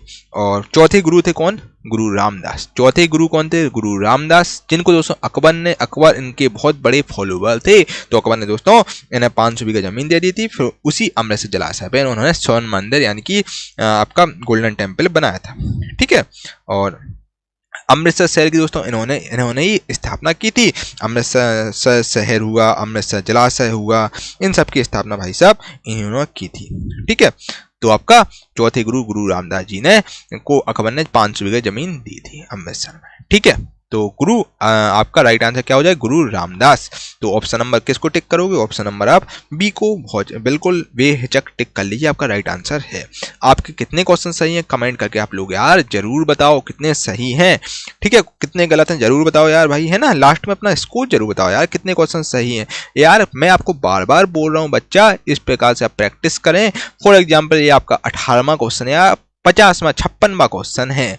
ठीक है, आप मान लो आपको सीक्वेंस वाइज में बता रहा हूँ, 56 के बाद 57 आएगा, 58 आएगा, बिल्कुल रजिस्टर में आपको लिखना 1 से लेकर 100 तक जितने मैं क्वेश्चन कराऊं। अब मान लो फर्स्ट का क्वेश्चन आंसर मैंने आपको ए बताया, फिर आपको लगा इसका आंसर ए होगा, अब मैंने आपको इसका राइट आंसर बी बताया, तो आपको इसको ईमानदारी से कट टेस्ट करना है। आप सेकंड वाला क्वेश्चन पे आए मान लो, अब या किसी भी क्वेश्चन पर आए, आपको 1 से लेकर जितने तक आप वीडियो देख रहे हैं पूरा आपको ऐसे करना है। यही बेस्ट तरीका होता है दोस्तों, जितने टॉपर निकले सबकी यही स्ट्रेटजी रही है, यही दोस्तों बढ़िया तरीका होता है। आपको प्रैक्टिस भी हो जाती है, तैयारी भी आपकी अच्छी तरीके से हो जाती है। अब मान लो यार आपका सेकंड वाला क्वेश्चन है, अब आपको लगा इसका आंसर भाई साहब ए होगा, अब मैंने आपको इसका राइट आंसर ये बताया, तो बिल्कुल सही बताया, तो टिक कर लेना। आपको लास्ट में अपना स्कोर जरूर बताइए कितने आपके सही हैं। और अगर आपका दोस्तों 80% भी स्कोर हो रहा है तो बहुत बहुत अच्छी बात है, कम हो रहा है तो भाई साहब मेहनत करने की जरूरत है। वीडियो को आप बार बार देखो, ये क्वेश्चन बहुत बहुत ज्यादा इंपॉर्टेंट है, आपको बार बार रिपीट करना, रिपीटेशन बहुत इंपॉर्टेंट होता है दोस्तों। ठीक है, तो बहुत बहुत ज्यादा इंपॉर्टेंट क्वेश्चन आपके एग्जाम के लिए है ये। स्लेस अमृतसर में स्वर्ण मंदिर के नाम से विख्यात विश्व प्रसिद्ध हरमंदिर साहिब का निर्माण कराया था। दोस्तों बताइए, स्लेस ने अमृतसर में स्वर्ण मंदिर के नाम से विख्यात विश्व प्रसिद्ध हरमंदिर साहिब का निर्माण करवाया। आखिर किसने करवाया था भाई साहब? जो स्वर्ण मंदिर के नाम से विख्यात जो विश्व प्रसिद्ध हरमंदिर साहिब का निर्माण करवाया, तो हरमंदिर साहिब का निर्माण यानी कि स्वर्ण मंदिर का निर्माण हमने अभी आपको बताया, वो कौन थे भाई? जो 5वें गुरु थे, गुरु अर्जुन देव ने, जिन्होंने आदि ग्रंथ की स्थापना की रचना की। और अमृतसर जलाशय पर उन्होंने हरमंदिर साहिब यानी स्वर्ण मंदिर का निर्माण भी इसके अंदर ही उन्होंने करवाया था, अमृतसर जलाशय के अंदर ही। तो गुरु 5वें गुरु कौन थे भाई साहब? गुरु अर्जुन देव। गुरु अर्जुन देव इसका राइट आंसर हो जाएगा। 5वां गुरु, चौथा गुरु, 10वां गुरु, 9वां गुरु आपको याद रखना, फर्स्ट गुरु तो इंपॉर्टेंट है ही। ठीक है, चलिए सिख धर्म के 5वें गुरु कौन हैं? अभी जस्ट मैंने भाई साहब को बताया, सिख धर्म के 5वें गुरु जो कि हैं गुरु अर्जुन देव, इन्हें आदि ग्रंथ की उन्होंने रचना की और हरमंदिर साहिब यानी स्वर्ण मंदिर का निर्माण इन्हीं कराया है, इसलिए ये बहुत बहुत ज्यादा इंपॉर्टेंट है। तो गुरु अर्जुन देव को आप टिक कर लो, ये आपका राइट आंसर है गुरु अर्जुन देव। ऑप्शन नंबर सी को टिक कर लो। गुरु नानक देव का जन्म कहाँ हुआ? तो साथियों गुरु नानक देव का जन्म आपका तलवंडी में हुआ। ऑप्शन नंबर सी तलवंडी को टिक कर लिया, आपका राइट आंसर है। चलो भाई अगले क्वेश्चन में चलते हैं। मध्ययुगीन यात्री मार्को पोलो निम्नलिखित में से कहाँ से आया था? भाई साहब मेडिवल ट्रेवलर मार्को पोलो कहाँ से आया था बताइए भाई। दोस्तों मध्ययुगीन यात्री है मार्को पोलो, ये आपका बेसिकली आपका वेनिस से आया था, वेनिस कंट्री से आया था। और ये आपका दोस्तों मार्को पोलो, ये आपका जो मार्को पोलो दोस्तों इसको एशिया पहुंचने वाले प्रथम व्यक्ति माना जाता है। और ये आपका दोस्तों आपका कहाँ से आया था भाई? वेनिस से आया था। तो ऑप्शन नंबर ए वेनिस को टिक कर लिया, आपका राइट आंसर है। ठीक है, चलिए ये खैर इतने 2-3 क्वेश्चन इतने इंपॉर्टेंट नहीं, कुछ मिसलेनियस के क्वेश्चन वाइज है ना। तो अगले क्वेश्चन में चलते हैं। मुगलों के संदर्भ में निम्नलिखित में से कौन सा कथन सही नहीं है? मुगलों के संदर्भ में आखिर इनमें से कौन सा कथन है जो कि सही नहीं है? पहला वाला कथन देखो भाई साहब, बेपित्त पक्ष में से तैमूर के वंशज थे, ये बात तो यार बिल्कुल सही है। तैमूर के वंशज थे भाई बाबर है, बाबर की मम्मी तैमूर वंश से बिलोंग करती थी। ठीक है, तो ऑप्शन नंबर ये तो आपका बिल्कुल सही है, बी वाला है भाई साहब। मुगल दरबार के इतिहासकार उन्हें महान ईरानी राजा अफरासियाब के वंशज के रूप में वर्णित करते थे। ये बात यार बिल्कुल सही नहीं है। ठीक है, तो ऑप्शन नंबर बी को टिक कर लिया, आपका राइट आंसर है। ठीक है, बाबर आपका फर्क नगर शासक था। ठीक है, मध्यकालीन भारतीय इतिहास के संदर्भ में निम्नलिखित में से किस भौगोलिक क्षेत्र यानी बेल्ट को तुरान के रूप में दर्शाया गया है?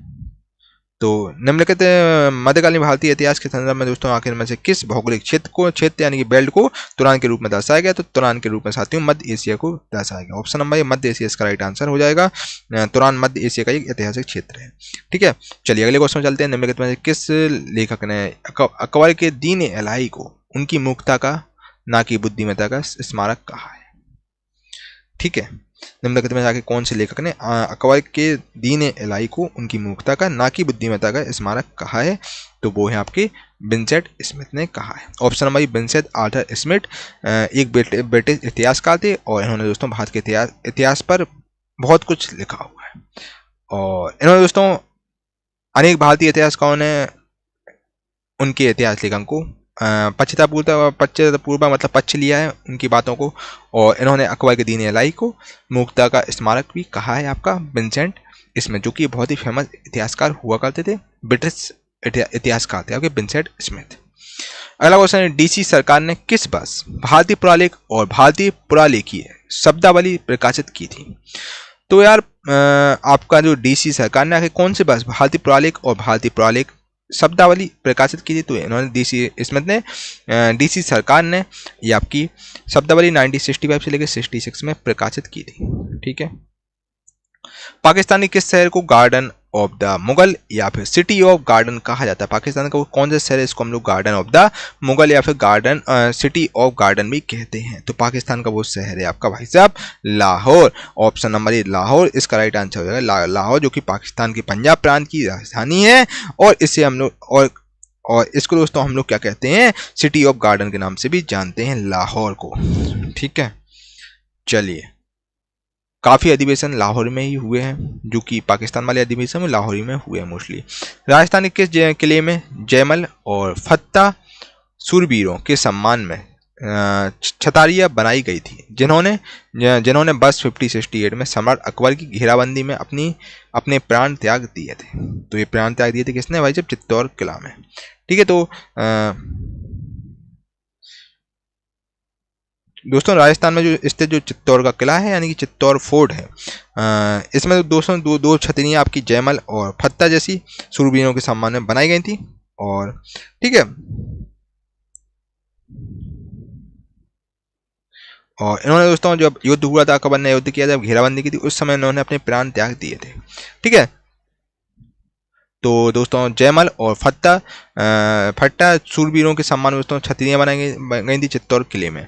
और जब अकबर ने 5060 में घेराबंदी की थी, तब उस समय जिन्होंने प्राण त्याग दिए थे उनके ठीक है उनके उपलक्ष्य में बनाई गई थी। ठीक है, तो ऑप्शन नंबर सी आपका राइट आंसर हो जाएगा, चित्तौड़ किला जो कि राजस्थान में आपका स्थित है। ठीक है, ठीक है भाई, कोई भी दिक्कत हो कोई भी तकलीफ हो बताइए, आपके सारे डाउट बच्चे क्लियर कर दिए जाएंगे। तो यार हमने आपको दोस्तों पूरा मेडिवल हिस्ट्री आपको कंप्लीट करा दिया है। आई होप कि आपको बढ़िया तरीके से समझ में चीज़ें आई हो। किसी प्रकार का डाउट हो वो भी बताइए, आपके सारे डाउट बच्चे क्लियर कर दिए जाएंगे। और लास्ट में अपना जरूर बताइएगा, लास्ट में आपको कितने क्वेश्चन सही है कमेंट करके आप लोग जरूर बताइएगा। ठीक है मेरे भाई, मेरे प्यारे दोस्तों, अब हम लोग आपसे गुप्त साम्राज्य यानी गुप्ता एम्पायर से संबंधित क्वेश्चन चर्चा करेंगे। दोस्तों अगर हम आपसे कुछ शॉर्ट में बता देते हैं गुप्ता वंश के बारे में, जो आपके एग्जाम के लिए बहुत बहुत ज़्यादा इंपॉर्टेंट है। 2 मिनट का आप देखिए क्विक रिवीजन में आपको करा देता हूँ। ठीक है, चलिए इससे दोस्तों आपके सारे क्वेश्चन बन जाएंगे। थ्योरी आप एक बार देख लीजिएगा। देखो दोस्तों, अगर हम गुप्ता वंश की बात करें, इसको मैं थोड़ा सा वो कर देता हूँ ताकि मुझे स्पेस मिल जाए। ठीक है, चलिए दोस्तों देखिए, गुप्ता वंश की अगर मैं बात बताऊं आपको, गुप्ता साम्राज्य की दोस्तों बात बताऊं, गुप्त साम्राज्य संबंधित क्वेश्चन हम लोग चर्चा करेंगे। और गुप्त साम्राज्य के संस्थापक कौन थे भाई? इसके संस्थापक थे आपके दोस्तों श्रीगुप्त इसके संस्थापक थे गुप्त साम्राज्य के। और दोस्तों इनका कार्यकाल था 240 से लेकर 280 तक BC तक का इनका कार्यकाल रहा था श्रीगुप्त का। ठीक है, और उत्तराधिकारी इनके कौन थे? घटोत्कच इनका उत्तराधिकारी था। और ठीक है, और प्रथम महान शासक, इस वंश का प्रथम महान शासक कौन था भाई? प्रथम महान शासक कौन था भाई? तो प्रथम महान शासक दोस्तों था आपका बिल्कुल सही चंद्रगुप्त प्रथम। चंद्रगुप्त प्रथम इस वंश का महान शासक हुआ करता था, जो कि दोस्तों इसका राज्याभिषेक 320 BC में हुआ था। ठीक है, और दोस्तों इसे ही दोस्तों गुप्त वंश का बेसिकली वास्तविक संस्थापक कहते हैं। ठीक है, महान शासक था, प्रथम महान शासक था, इसे ही दोस्तों महान मतलब इस वंश का महान वास्तविक संस्थापक भी कहते हैं। ठीक है, और इसका विवाह किससे हुआ था? कुमार देवी से इसका विवाह हुआ था। इसकी पत्नी का नाम था कुमार देवी। ठीक है, पत्नी का नाम क्या था भाई? बीवी का नाम कुमार देवी था, और जो कि लिच्छवी राजकुमारी थी, लिच्छवी की राजकुमारी थी। ठीक है, उपाधि इसे कौन सी दी गई थी? एग्जाम में आता है भाई, जो आपका चंद्रगुप्त प्रथम है, आखिर इसको किसकी उपाधि दी गई? तो इसको महाराजा धीराज की उपाधि दी गई, महाराजा धीराज की उपाधि। ठीक है, महाराजा धीराज की उपाधि इसको दी गई थी। और इसके अलावा दोस्तों अगर हम बात करें, इन्हीं ने दोस्तों 319 से लेकर 320 BC में एक संवत चलाया था, जो कि गुप्त संवत चलाया था।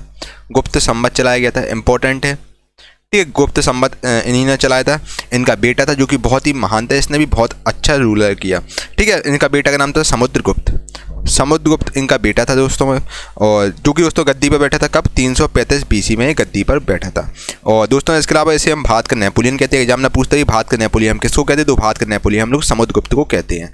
भारत का नेपोलियन भी हम इसको ही बोलते हैं। ठीक है, इतनी बात आपको क्लियर है। और क्योंकि दोस्तों इसको भारत का नेपोलियन इसलिए बोलते हैं, इसके पीछे भी एक रीजन है, क्योंकि इसने दोस्तों आर्यभट्ट के 9 राजाओं को हरा दिया था। आर्यभट्ट के 9 राजाओं को हरा दिया था, और दक्षिण भारत के 12 राजाओं को पराजित किया था। फिर उसके बाद इसलिए इसको भारत का नेपोलियन कहा जाता है। मतलब बहुत ही प्रतापी राजा हुआ करता था आपका समुद्रगुप्त। ठीक है, इसको उपाधि दी गई, इसको किसको? अश्वमेध कर्ता की इसको उपाधि दी गई थी, और कविराज की भी इसको उपाधि दी गई थी, कविराज। ठीक है, कविराज की भी इसको उपाधि दी गई थी। और बाकी दोस्तों ठीक है, और इसके दरबार में थे हरिशेन वगैरह, इसके दरबार में थे। और इसको दोस्तों संगीत एक प्रेमी था आपका। इसका उत्तराधिकारी कौन था? चंद्रगुप्त द्वितीय। समुद्रगुप्त का बेटा था चंद्रगुप्त द्वितीय। ठीक है, चंद्रगुप्त द्वितीय इसका बेटा था, जिसका राज्याभिषेक 380 BC में हुआ था। नोट डाउन कर लीजिएगा भाई, बाकी मैं इसका PDF तो डाल ही दूंगा एप्लीकेशन पर, इसको आप डाउनलोड कर लीजिएगा। ठीक है, इसको उपाधि किसकी दी गई थी भाई? चंद्रगुप्त द्वितीय थे, जिसी को उपाधि दोस्तों विक्रमादित्य की उपाधि दी गई थी। इसको विक्रमादित्य, राजा विक्रमादित्य की उपाधि दी गई थी। और ठीक है, और इसी को दोस्तों चंद्रगुप्त विक्रमादित्य भी बोलते हैं। ठीक है, याद रखिएगा चंद्रगुप्त विक्रमादित्य भी इन्हीं को बोलते हैं, और इन्होंने मालवा पर रूलर किया था, शासन किया था। ठीक है, इन्हीं के दोस्तों इन्हीं ने सबसे पहले नवरत्न रखे थे। नवरत्न इन्हीं ने रखे थे, सबसे पहले राजा विक्रमादित्य ने ही नवरत्न रखे थे। ठीक है, और चीनी यात्री फायान भी इन्हीं के शासनकाल में आया था, चंद्रगुप्त द्वितीय के यानी कि विक्रमादित्य के शासनकाल में आया था फायान, जो कि चीन से आया था। और दोस्तों इन्हीं के शासन मंत्री में आर्यभट्ट थे, धनमंत्री थे, ब्रह्मगुप्त थे, बारहमिहिर, ये सब विद्वान, कालिदास वगैरह इन्हीं के शासनकाल में थे, नवरत्न में शामिल थे। ठीक है, और सबसे पहले नवरत्न रखने वाले दोस्तों विक्रमादित्य था। फिर उसकी तर्ज पर आपके अकबर ने रखे थे अपने शासनकाल में नवरत्न, यानी कि 9 एक्सपर्ट खिलाड़ी जो अपनी अपनी पोस्ट के दिग्गज हैं। ठीक है, और इन्हीं दोस्तों जो चंद्रगुप्त द्वितीय थे यानी कि विक्रमादित्य थे, इन्हीं ने दोस्तों नालंदा यूनिवर्सिटी जो कि बिहार में, इसकी स्थापना करवाई थी। ठीक है, इसको हम लोग ऑक्सफोर्ड ऑफ महायान बुद्धा बोलते हैं। ठीक है, ऑक्सफोर्ड ऑफ महायान बुद्धा बोलते हैं, हम इसको नालंदा यूनिवर्सिटी को बोलते थे उस समय। ठीक है, इनका उत्तराधिकारी स्कंदगुप्त था। ठीक है, स्कंदगुप्त भी बहुत ही मतलब महान शासक हुआ करता था। स्कंदगुप्त इनका बेटा था, राजा विक्रमादित्य का बेटा था स्कंदगुप्त। ठीक है, और होड़ों का आक्रमण दोस्तों इसी के शासनकाल में होड़ आए थे भारत में। ठीक है, और इस वंश का अंतिम शासक था कौन? विष्णुगुप्त। ठीक है, विष्णुगुप्त इस वंश का लास्ट रूलर था। ठीक है, लास्ट रूलर कौन था भाई? विष्णुगुप्त था। ठीक है, और सबसे ज़्यादा दोस्तों स्वर्ण मुद्रा भी इन्हीं के शासनकाल में जारी की गई। और इसके अलावा दोस्तों अगर हम बात करें इन लोगों का इम्पोर्टेंट व्यापारिक केंद्र कौन सा था? तो उज्जैन था दोस्तों। इन्होंने उज्जैन में ज़्यादातर रूलर किया था, मालवा उज्जैन इन सब वाले एरिया में इन्होंने शासन किया था। और इनकी जो आपकी शासकीय भाषा थी वो आपकी संस्कृत थी। और अजंता की गुफाओं का निर्माण भी इन्हीं लोगों ने कराया था। और दोस्तों सांस्कृतिक उपलब्धियों के कारण दोस्तों इन्होंने बहुत सारे काम करवाए थे। इस जो सांस्कृतिक उपलब्धि ज्ञान इस काल को दोस्तों बेसिकली भारत के इतिहास का स्वर्ण युग कहते हैं। ठीक है, इसमें बहुत ज़्यादा डेवलपमेंट हुए थे। ठीक है भाई, तो इसको हम लोग दोस्तों जो गुप्त साम्राज्य को दोस्तों हम लोग भारत के इतिहास का स्वर्ण युग कहते हैं। ठीक है, गोल्डन पीरियड कहते हैं। और चलिए अब क्वेश्चन की ओर चलते हैं। अब आपके क्वेश्चन दोस्तों यहाँ से क्विक बनेंगे, बिल्कुल क्वेश्चन है ना। अब मैंने थ्योरी बता दी, आपके यहाँ से क्विक क्वेश्चन बनेंगे। क्वेश्चन भी देख लो भाई, क्या दिक्कत है? क्वेश्चन देखो मेरे भाई, स्लेश साम्राज्य के शासनकाल को भारतीय सभ्यता का स्वर्ण युग कहा जाता है। अभी मैंने लास्ट में आपको बताया दोस्तों, गुप्त साम्राज्य के शासनकाल को दोस्तों भारतीय सभ्यता का स्वर्ण युग कहा जाता है, यानी गोल्डन पीरियड कहते हैं। ठीक है, इन्होंने बहुत सारे काम किए, सांस्कृतिक उपलब्धि बहुत ज़्यादा की थी और इसलिए दोस्तों इस वंश को स्वर्ण युग कहते हैं इस काल को। ठीक है, गुप्त साम्राज्य को स्वर्ण युग कहते हैं, यानी गोल्डन पीरियड कहते हैं। ठीक है, भारत के इतिहास का। चलिए, अजंता की गुफाओं का निर्माण, दक्षिला यूनिवर्सिटी, मतलब बहुत, नालंदा यूनिवर्सिटी, यहाँ पर बहुत सारी चीज़ें बनाई गई थी। चलिए, इन्होंने सबसे पहले दोस्तों आपकी स्वर्ण से मुद्रा भी इन्हीं ने जारी की थी, इसका नाम था दिनार। ठीक है, इसी काल में दोस्तों सबसे पहले सर्वाधिक स्वर्ण मुद्रा जारी हुई थी, इसका नाम दिनार था। ठीक है, चलिए, महाराजा धीराज की उपाधि लेने वाले प्रथम गुप्त शासक कौन थे? दोस्तों महाराजा धीराज की उपाधि मैंने आपको बताया दोस्तों, महाराजा स्टार्टिंग में मैंने बताया था, इसको महान वास्तविक संस्थापक भी हम बोलते हैं दोस्तों। चंद्रगुप्त प्रथम राइट आंसर हो जाएगा। चंद्रगुप्त प्रथम ने दोस्तों इन्हें महाराजा धीराज की उपाधि ली थी इन्होंने। ठीक है, चंद्रगुप्त प्रथम राइट आंसर हो जाएगा। ठीक है भाई, चलिए, कोई दिक्कत, कोई तकलीफ, कोई समस्या दोस्तों, इस प्रकार आपके सीधे डायरेक्ट क्वेश्चन बनेंगे। मैंने दोस्तों जो मैं आपको थ्योरी बताता हूँ वो मोर देन सफिशिएंट आपके एग्जाम के लिए रहती है। ठीक है, बस दोस्तों मैं देखिए, अब मैं पूरा फोकस करूँ कि आपका सीजन लेकर, ना कि बच्चा मैं आपको फालतू की कहानी नहीं बता रहा हूँ कि अकबर की नानी कौन थी, जिससे आपको कोई लेना देना भी नहीं है ना बच्चा। मैं आपका बिल्कुल भी समय नहीं बर्बाद कर रहा हूँ। मैं चाहता हूँ कि आपका इस बार ज़्यादा से ज़्यादा सिलेक्शन हो, कम समय में आपको ज़्यादा जानकारी मिले। ठीक है, गुप्त वंश का अंतिम शासक कौन था दोस्तों? गुप्त वंश का अंतिम शासक कौन था भाई? अभी मैंने आपको जस्ट बताया दोस्तों, गुप्त वंश का अंतिम शासक था जो कि विष्णुगुप्त हुआ करता था। ऑप्शन नंबर बी विष्णुगुप्त आपका राइट आंसर हो जाएगा।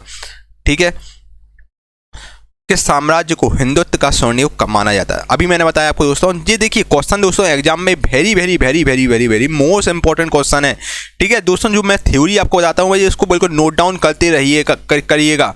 ठीक है, बहुत इंपॉर्टेंट आपके एग्जाम के लिए रहती है वो थ्योरी। ठीक है, तो किस साम्राज्य को हिंदुत्व का स्वर्ण युग कहते हैं? तो हम लोग गुप्त वंश को कहते हैं। ऑप्शन नंबर सी गुप्त आपका राइट आंसर हो जाएगा। अगले क्वेश्चन में चलते हैं, भारत के इतिहास में किसके शासनकाल को भारत का स्वर्णिम युग कहते हैं? फिर वही क्वेश्चन दोस्तों एग्जाम ने पूछ लिया है, आप देख रहे होंगे दोस्तों एग्जाम में बार यही क्वेश्चन पूछ रहा है, तो बहुत इंपॉर्टेंट क्वेश्चन है आपके एग्जाम के लिए। तो ऑप्शन नंबर सी गुप्त साम्राज्य। दोस्तों गुप्त साम्राज्य को बेसिकली भारत का स्वर्णिम युग यानी गोल्डन पीरियड कहते हैं। और अगले क्वेश्चन में चलते हैं, आर्यभट्ट और कालिदास किस गुप्त शासक के दरबार में थे? तो नौ रत्न में शामिल थे आर्यभट्ट और कालिदास, जो कि दोस्तों आपके थे बिल्कुल सही आंसर दोस्तों। बेसिकली ये रखे चंद्रगुप्त द्वितीय, जिसने विक्रमादित्य की उपाधि दी गई थी और राजा विक्रमादित्य की उपाधि दी गई। इन्हीं ने दोस्तों अपने शासनकाल में सबसे पहले नौ रत्न रखे थे, जिसमें दोस्तों आपके आर्यभट्ट, कालिदास ये सब शामिल थे। ठीक है, धनवंतरी ये सब आपके शामिल हुआ करते थे। और घटोत्कच जिसने दोस्तों 290 से लेकर 305 ईस्वी में राज्य किया था, किस साम्राज्य का राजा था? दोस्तों घटोत्कच आपका गुप्त साम्राज्य का राजा हुआ करता था, जो कि आपका दोस्तों श्रीगुप्त का बेटा था। ठीक है, तो ऑप्शन नंबर ये आपका राइट आंसर है। निम्नलिखित में से कौन गुप्तकालीन शासक था? इनमें से कौन सा गुप्तकालीन शासक था? दोस्तों ऑप्शन के अनुसार बिल्कुल सही आंसर आपका राजा विक्रमादित्य की उपाधि दी गई थी, जो कि चंद्रगुप्त द्वितीय को राजा विक्रमादित्य की उपाधि दी गई थी। इन्होंने मालवा वाले एरिया पर राज किया था, उज्जैन को इन्होंने व्यावसायिक राजधानी केंद्र बना दिया था। ठीक है, तो ऑप्शन नंबर डी आपका राइट आंसर हो जाएगा। गुप्त वंश के अंतिम स्वीकृत सम्राट कौन थे? तो दोस्तों गुप्त वंश के जो अंतिम स्वीकृत सम्राट थे वो कौन थे? बताइए, जल्दी से बताइए, फटाफट से कोई बताइए। ठीक है दोस्तों, गुप्त वंश के अंतिम स्वीकृत सम्राट आपके थे, बिल्कुल सही राइट आंसर मैंने आपको लास्ट बताया। मतलब कुल मिला के एग्जाम में ये बोल रहा है कि लास्ट रूलर कौन थे गुप्त वंश के, अंतिम सम्राट कौन थे? तो आंसर आपका जो है विष्णुगुप्त। ठीक है, चलिए, गुप्त शासकों ने सेलेस नाम का जुर्माना लगाया था, जो हल रखने वाले प्रत्येक कृषक द्वारा भुगतान किया जाने वाला एक हल कर था। गुप्त शासकों ने आके कौन सा कर लगाया था, कौन से नाम का जुर्माना लगाया था, जो हल रखने वाले जो प्रत्येक किसान थे उनके द्वारा भुगतान किया जाने वाला एक हल कर हुआ करता था, जो कि जो हल रखते थे उनको दोस्तों टैक्स देना पड़ता था। वो उस जुर्माना का नाम क्या था? दोस्तों जुर्माना का नाम था, बिल्कुल सही आंसर है, राइट आंसर आपका हो जाएगा। उस टैक्स को हम लोग हलिप कर बोलते थे, हलिप कर। ठीक है, गुप्त शासकों ने दोस्तों हलिप कर या फिर हलदंड नाम का एक जुर्माना लगाया था, जो हल रखने वाले प्रत्येक कृषक द्वारा भुगतान किए जाने वाला एक हल कर हुआ करता था। ठीक है, तो ऑप्शन नंबर आपका बी राइट आंसर हो जाएगा, हली बकर। ठीक है, हली बकर यानी कि हल बकर, आप याद रखिएगा, हल बकर या हली बकर, जो कि जो हल रखते थे उनको टैक्स देना पड़ता था ये वाला। ठीक है, तो ऑप्शन नंबर बी आपका राइट आंसर है। चीनी यात्री सुंग यून भारत कब आया? दोस्तों चीनी यात्री सुंग यून ये भारत कब आया? तो चीनी यात्री जो आपका सुंग यून था, ये बेसिकली भारत आया था 518 ईस्वी में आया था। ठीक है, ये चीन से आया था और ये आपका ठीक है 518 ईस्वी में भारत आया था। चलिए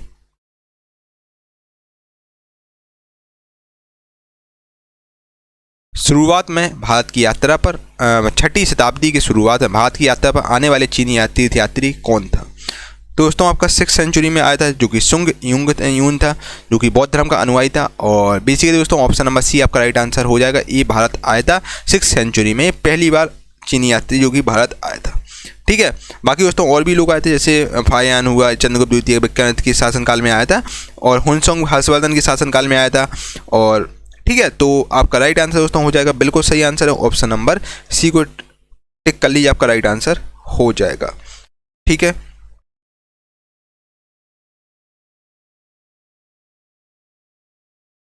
चलिए अगला क्वेश्चन आपके सामने ये रहा।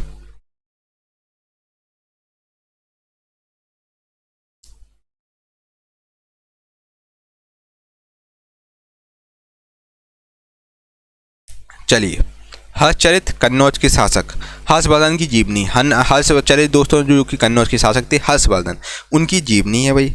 ठीक है, और जो उनके दरबारी कवि किसके द्वारा संस्कृत में रचित है? दोस्तों जो दोस्तों बेसिकली हर्षचरित जो कि आपकी कन्नौज के शासक हर्षवर्धन की जीवनी है, और जो कि दोस्तों बेसिकली आपके बाणभट्ट द्वारा, उनके जो दरबारी कवि थे इनका नाम था बाणभट्ट जो कि कवि थे, इनके द्वारा संस्कृत में रचित है। ठीक है, ऑप्शन नंबर सी आपका राइट आंसर हो जाएगा। ठीक है, चलिए बिल्कुल सही। और ठीक है, तो ऑप्शन नंबर बी आपका राइट आंसर हो जाएगा। चलिए अगले क्वेश्चन ऑप्शन नंबर सी को टिक कर लीजिए, आपका राइट आंसर है। बाणभट्ट द्वारा दोस्तों रचित है हर्षचरित, ठीक है, जो कि हर्षवर्धन की जीवनी है। ठीक है, उस चीनी तीर्थयात्री का नाम बताइए जो बौद्ध ग्रंथों की तलाश में भारत आया था। तो दोस्तों उस चीनी यात्री का नाम था, बिल्कुल सही, राइट आंसर हो जाएगा हुनसोंग आपका जो कि सम्राट हर्ष के शासनकाल में दोस्तों सम्राट हर्षवर्धन के शासनकाल में भारत आया था हुनसोंग। और ठीक है, और ये लगभग आपका भारत में 629 से लेकर 645 तक भारत में रहा था। ठीक है, और नालंदा यूनिवर्सिटी में दोस्तों एजुकेशन ली थी, पढ़ाई की थी। ठीक है, चलिए ऑप्शन नंबर बी आपका राइट आंसर है।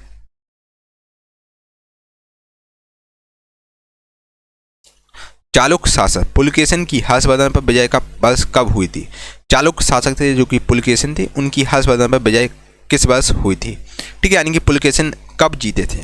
ठीक है दोस्तों, राइट आंसर आपका हो जाएगा 611 ईडी में दोस्तों पुलकेशिन की हर्षवर्धन पर विजय हो गई थी। ऑप्शन नंबर बी को टिक कर लिया, आपका राइट आंसर है। ठीक है, कोई दिक्कत, कोई तकलीफ, कोई समस्या? चलिए कोई भी डाउट हो बताइए, आपके सारे डाउट क्लियर कर दिए जाएंगे। अगला क्वेश्चन दोस्तों, राजा हर्षवर्धन ने अपने भाई शैलेश की मृत्यु के बाद थानेश्वर और कन्नौज के सिंहासन पर प्रभुत्व स्थापित किया था। दोस्तों राजा हर्षवर्धन ने अपने किस भाई की मृत्यु के बाद थानेश्वर और कन्नौज के सिंहासन पर प्रभुत्व स्थापित किया था? दोस्तों बिल्कुल सही आंसर आपका, राइट आंसर आपका हो जाएगा। जल्दी से बताइए, फटाफट से बताइए कौन सा ऑप्शन सही होना चाहिए आपके हिसाब से। ठीक है, चलिए जल्दी से बताइए, मैं आपके कमेंट का वेट कर रहा हूँ। जल्दी से अपना उत्तर कमेंट बॉक्स में बताइए, फटाफट से बताइए, है ना। चलिए कोई भी डाउट हो वो भी बताओ, आपके सारे डाउट बच्चा क्लियर कर दिए जाएंगे। एक एक आपके डाउट क्लियर करेंगे हम लोग, है ना, जो आपके एसएससी एग्जाम के लिए इंपॉर्टेंट है। जो डाउट है वो हम आपको सब बताएंगे। अब भाई ऐसा नहीं है कि आप बोलोगे सर यूपीएससी वाला आप क्वेश्चन पढ़ के आ जाओ, आपको सर ये वाला बताओ। आप बच्चा एसएससी बच्चे मैं आपको बता दूंगा, मुझे कोई दिक्कत नहीं है, लेकिन बच्चा डिस्टर्ब होगा जो एसएससी को टारगेट कर रहा है, जो एसएससी सीएचएल को टारगेट कर रहा है, सीजीएल को टारगेट कर रहा है, एमटीएस को टारगेट कर रहा है, वो कहीं ना कहीं डिस्टर्ब हो, उसका आधा घंटा निकल जाएगा, है ना। पूरा मुझे कहानी आपको बतानी होगी, क्योंकि दोस्तों प्रैक्टिस बैच चल रहा है। आपने कहीं भी तैयारी किया हो, आपने जी के कहीं भी पढ़ी हो, अनअकैडमी में पढ़ी हो, कहीं भी बच्चा आपने पढ़ी, किसी भी टीचर से पढ़ी हो, तो आपको प्रैक्टिस बैच बहुत ज़्यादा अनिवार्य है। आपको प्रैक्टिस बहुत इंपॉर्टेंट होती है। थ्योरी आपने कहीं पढ़ी हो, बस प्रैक्टिस कीजिए आप यहाँ से अच्छे से, है ना। चलिए अब मैंने आपसे पूछा राजा हर्षवर्धन ने अपने भाई किसकी मृत्यु के बाद थानेश्वर और कन्नौज के सिंहासन पर प्रभुत्व स्थापित किया था? दोस्तों जो राजा हर्षवर्धन ने अपने जो भाई था, इनका नाम था राज्यवर्धन, अपने भाई राज्यवर्धन की मृत्यु के बाद थानेश्वर और कन्नौज के सिंहासन पर प्रभुत्व स्थापित किया था। ऑप्शन नंबर बी आपका राइट आंसर हो जाएगा। ठीक है, और जो आपके ठीक है, ऑप्शन नंबर बी आपका राइट आंसर हो जाएगा। ठीक है,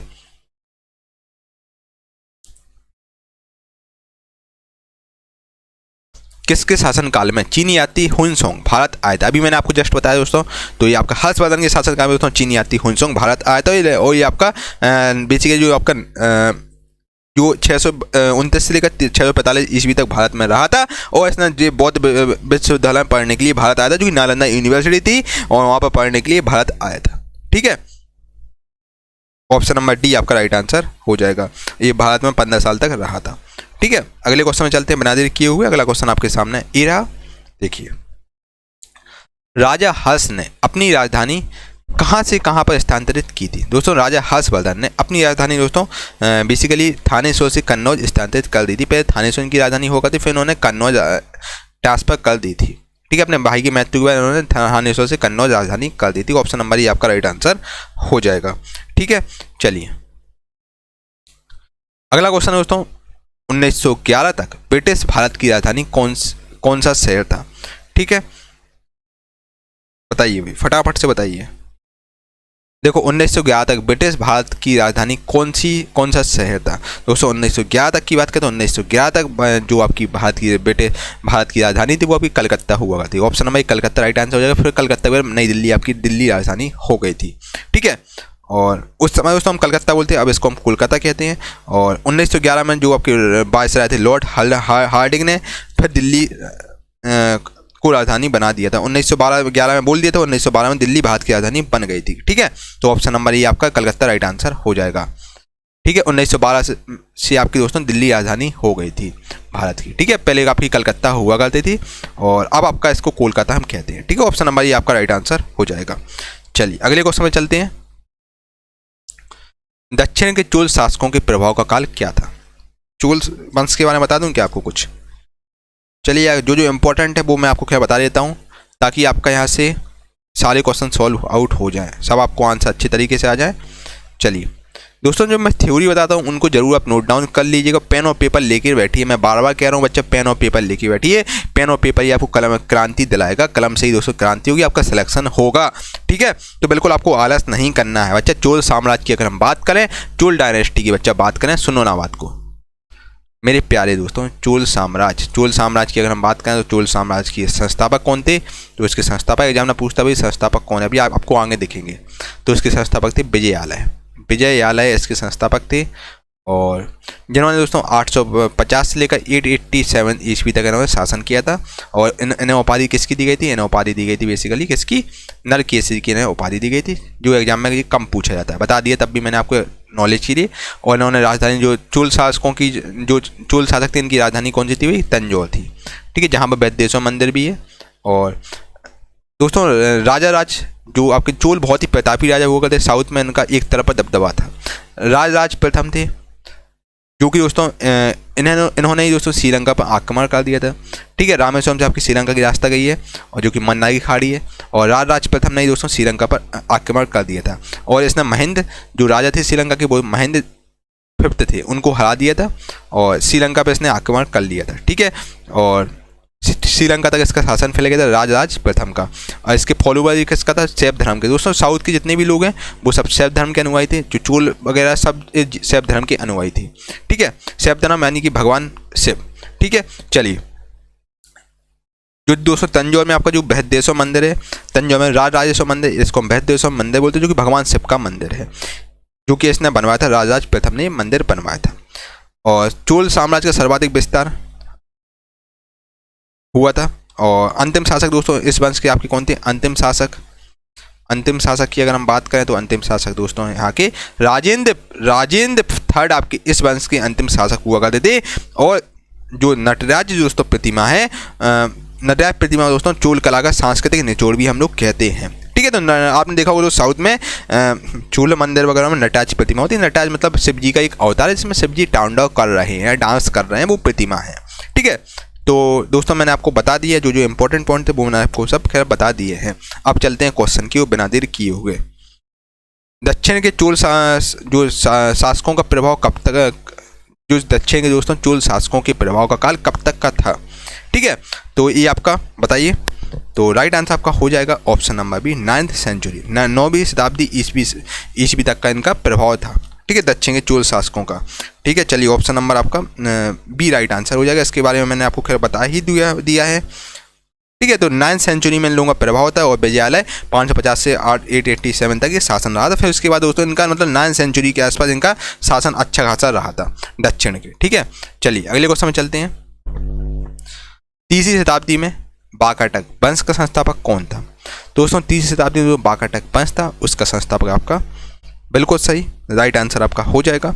चलिए बिल्कुल सही आंसर है, क्या बात है दोस्तों 3वीं शताब्दी में वाकाटक वंश के संस्थापक थे आपके विंध्य शक्ति थे। ऑप्शन नंबर बी विंध्य शक्ति आपका राइट आंसर हो जाएगा।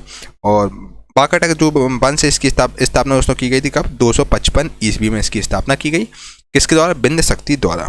ठीक है, और इन्होंने लगभग 20 साल शासन किया। 255 से लेकर 275 तक इन्होंने विंध्य शक्ति ने शासन किया था। ठीक है, ठीक है भाई। चलिए अगले क्वेश्चन में चलते हैं बिना देर किए हुए। अगला क्वेश्चन आपके सामने है, ये रहा। चालुक्य वंश के संस्थापक कौन थे? दोस्तों चालुक्य वंश के आखिर संस्थापक कौन हुआ करते थे? ठीक है, who is the founder of Chalukya dynasty? दोस्तों चालुक्य वंश की अगर हम बात करें तो चालुक्य वंश के दोस्तों संस्थापक थे आपके, बिल्कुल सही राइट आंसर आपका हो जाएगा ऑप्शन नंबर ए पुलकेशिन फर्स्ट। पुलकेशिन प्रथम दोस्तों चालुक्य वंश का संस्थापक था। ऑप्शन नंबर ए को टिक कर लीजिए, आपका राइट आंसर हो जाएगा। इसने 543 ईस्वी में इसकी स्थापना की थी। ठीक है, बादामी चालुक्यों के बादामी जाने से पहले उनकी राजधानी क्या थी? दोस्तों बादामी चालुक्यों के बादामी जाने से पहले और जो इन लोगों की राजधानी हुआ करती थी वो राजधानी थी इनकी, बिल्कुल सही राइट आंसर आपका हो जाएगा। इनकी राजधानी ऐहोल थी। ठीक है, option number D Aihole right answer हो जाएगा। चलिए, चालुक्यों की पहली राजधानी दोस्तों कहाँ थी? दोस्तों चालुक्यों की जो पहली राजधानी थी वो आपकी इनकी थी ऐहोल। ठीक है, ऑप्शन नंबर भी ऐहोल इसका राइट आंसर हो जाएगा। ठीक है, और चालुक्य वंश की दोस्तों पहली राजधानी ऐहोल हुआ करती थी। और इस वंश के प्रमुख शासकों में पुलकेशिन प्रथम हुआ, कीर्तिवर्मन हुआ, पुलकेशिन द्वितीय और विक्रमादित्य थे। ठीक है, और ये सब हुआ करते थे। चलिए अगले क्वेश्चन में चलते हैं। ये सब बादामी से आए थे। ठीक है, इन्होंने दोस्तों शासन कहाँ किया था? इन्होंने कर्नाटक राज्य में शासन किया था। अगले क्वेश्चन में चलते हैं, वह कौन सा चोल शासक था जो गंगा विजेता यानी कि विक्टर ऑफ द गंगा के नाम से प्रसिद्ध है? ठीक है, आखिर वो कौन सा चोल शासक है जिसको हम गंगा विजेता यानी कि विक्टर ऑफ द गंगा के नाम से जानते हैं? तो बिल्कुल सही। चलिए बिल्कुल सही राइट आंसर आपका हो जाएगा option number B Rajendra Chola प्रथम। राजेंद्र चोल दोस्तों प्रथम है और जिसको दोस्तों हम लोग गंगा विजेता के नाम से भी जानते हैं। और ठीक है, ऑप्शन नंबर आपका बी राइट आंसर हो जाएगा।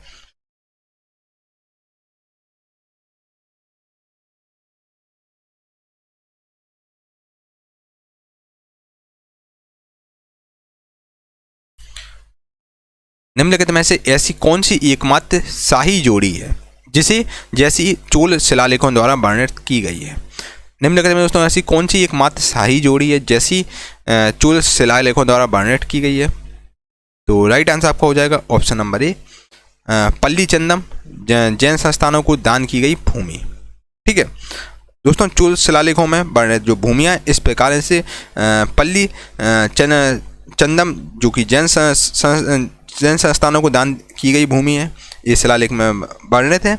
जो चोल शिलालेख थे जैसे आपका एक ब्रह्मदेव है, ब्रह्मदेव यानी कि जो मंदिरों को ब्रह्मदेव यानी कि ब्राह्मणों को दान या उपहार में दी गई भूमि जिसको हम ब्रह्मदेव दे कहते थे। ठीक है, और जो आपका जो साला भोग है, साला भोग बेसिकली स्कूल के रखरखाव के लिए दी गई भूमि को हम लोग साला भोग बेसिकली कहते थे। ठीक है, यानी कि स्कूलों के रखरखाव के लिए दी गई भूमि उसको हम लोग साला भोग कहते थे। ठीक है, तो इस प्रकार चीजें थी। ऑप्शन नंबर ये आपका राइट आंसर हो जाएगा पल्ली चंदम यानी कि जो शिलालेख में पल्ली चंदम थी।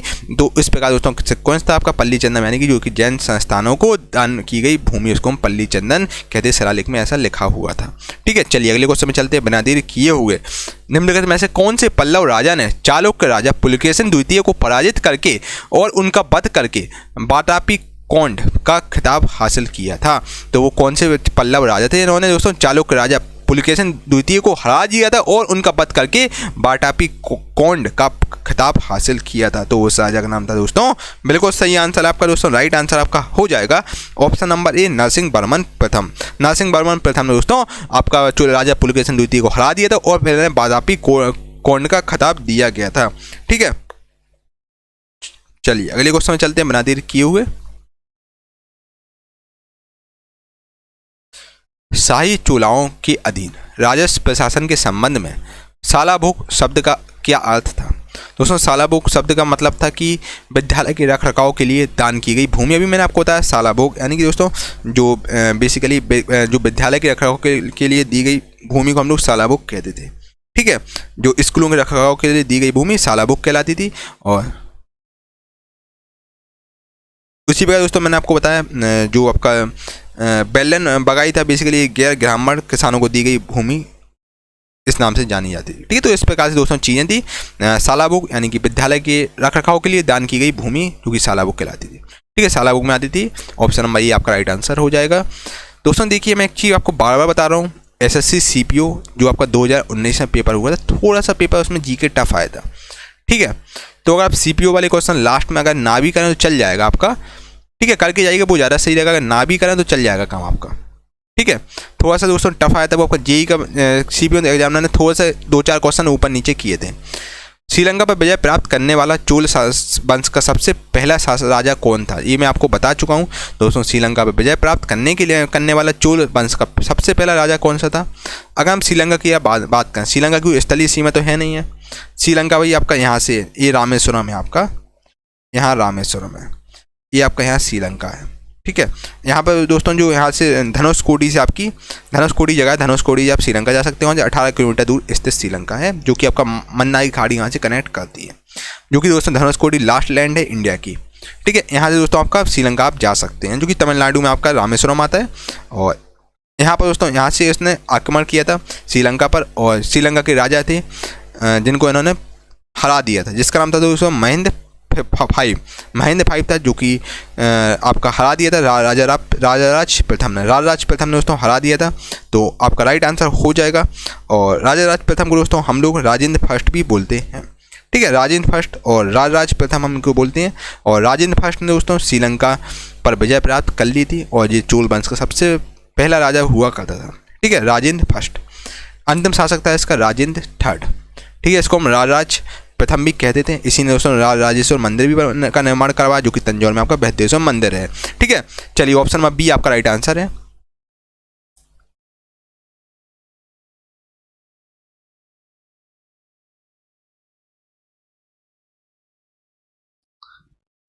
मेरे प्यारे दोस्तों लगातार बच्चे कमेंट बॉक्स में कमेंट कर रहे थे और व्हाट्सएप पर मैसेज कर रहे थे, सर आखिर आप कब बैच लॉन्च कर रहे हैं एसएससी के लिए।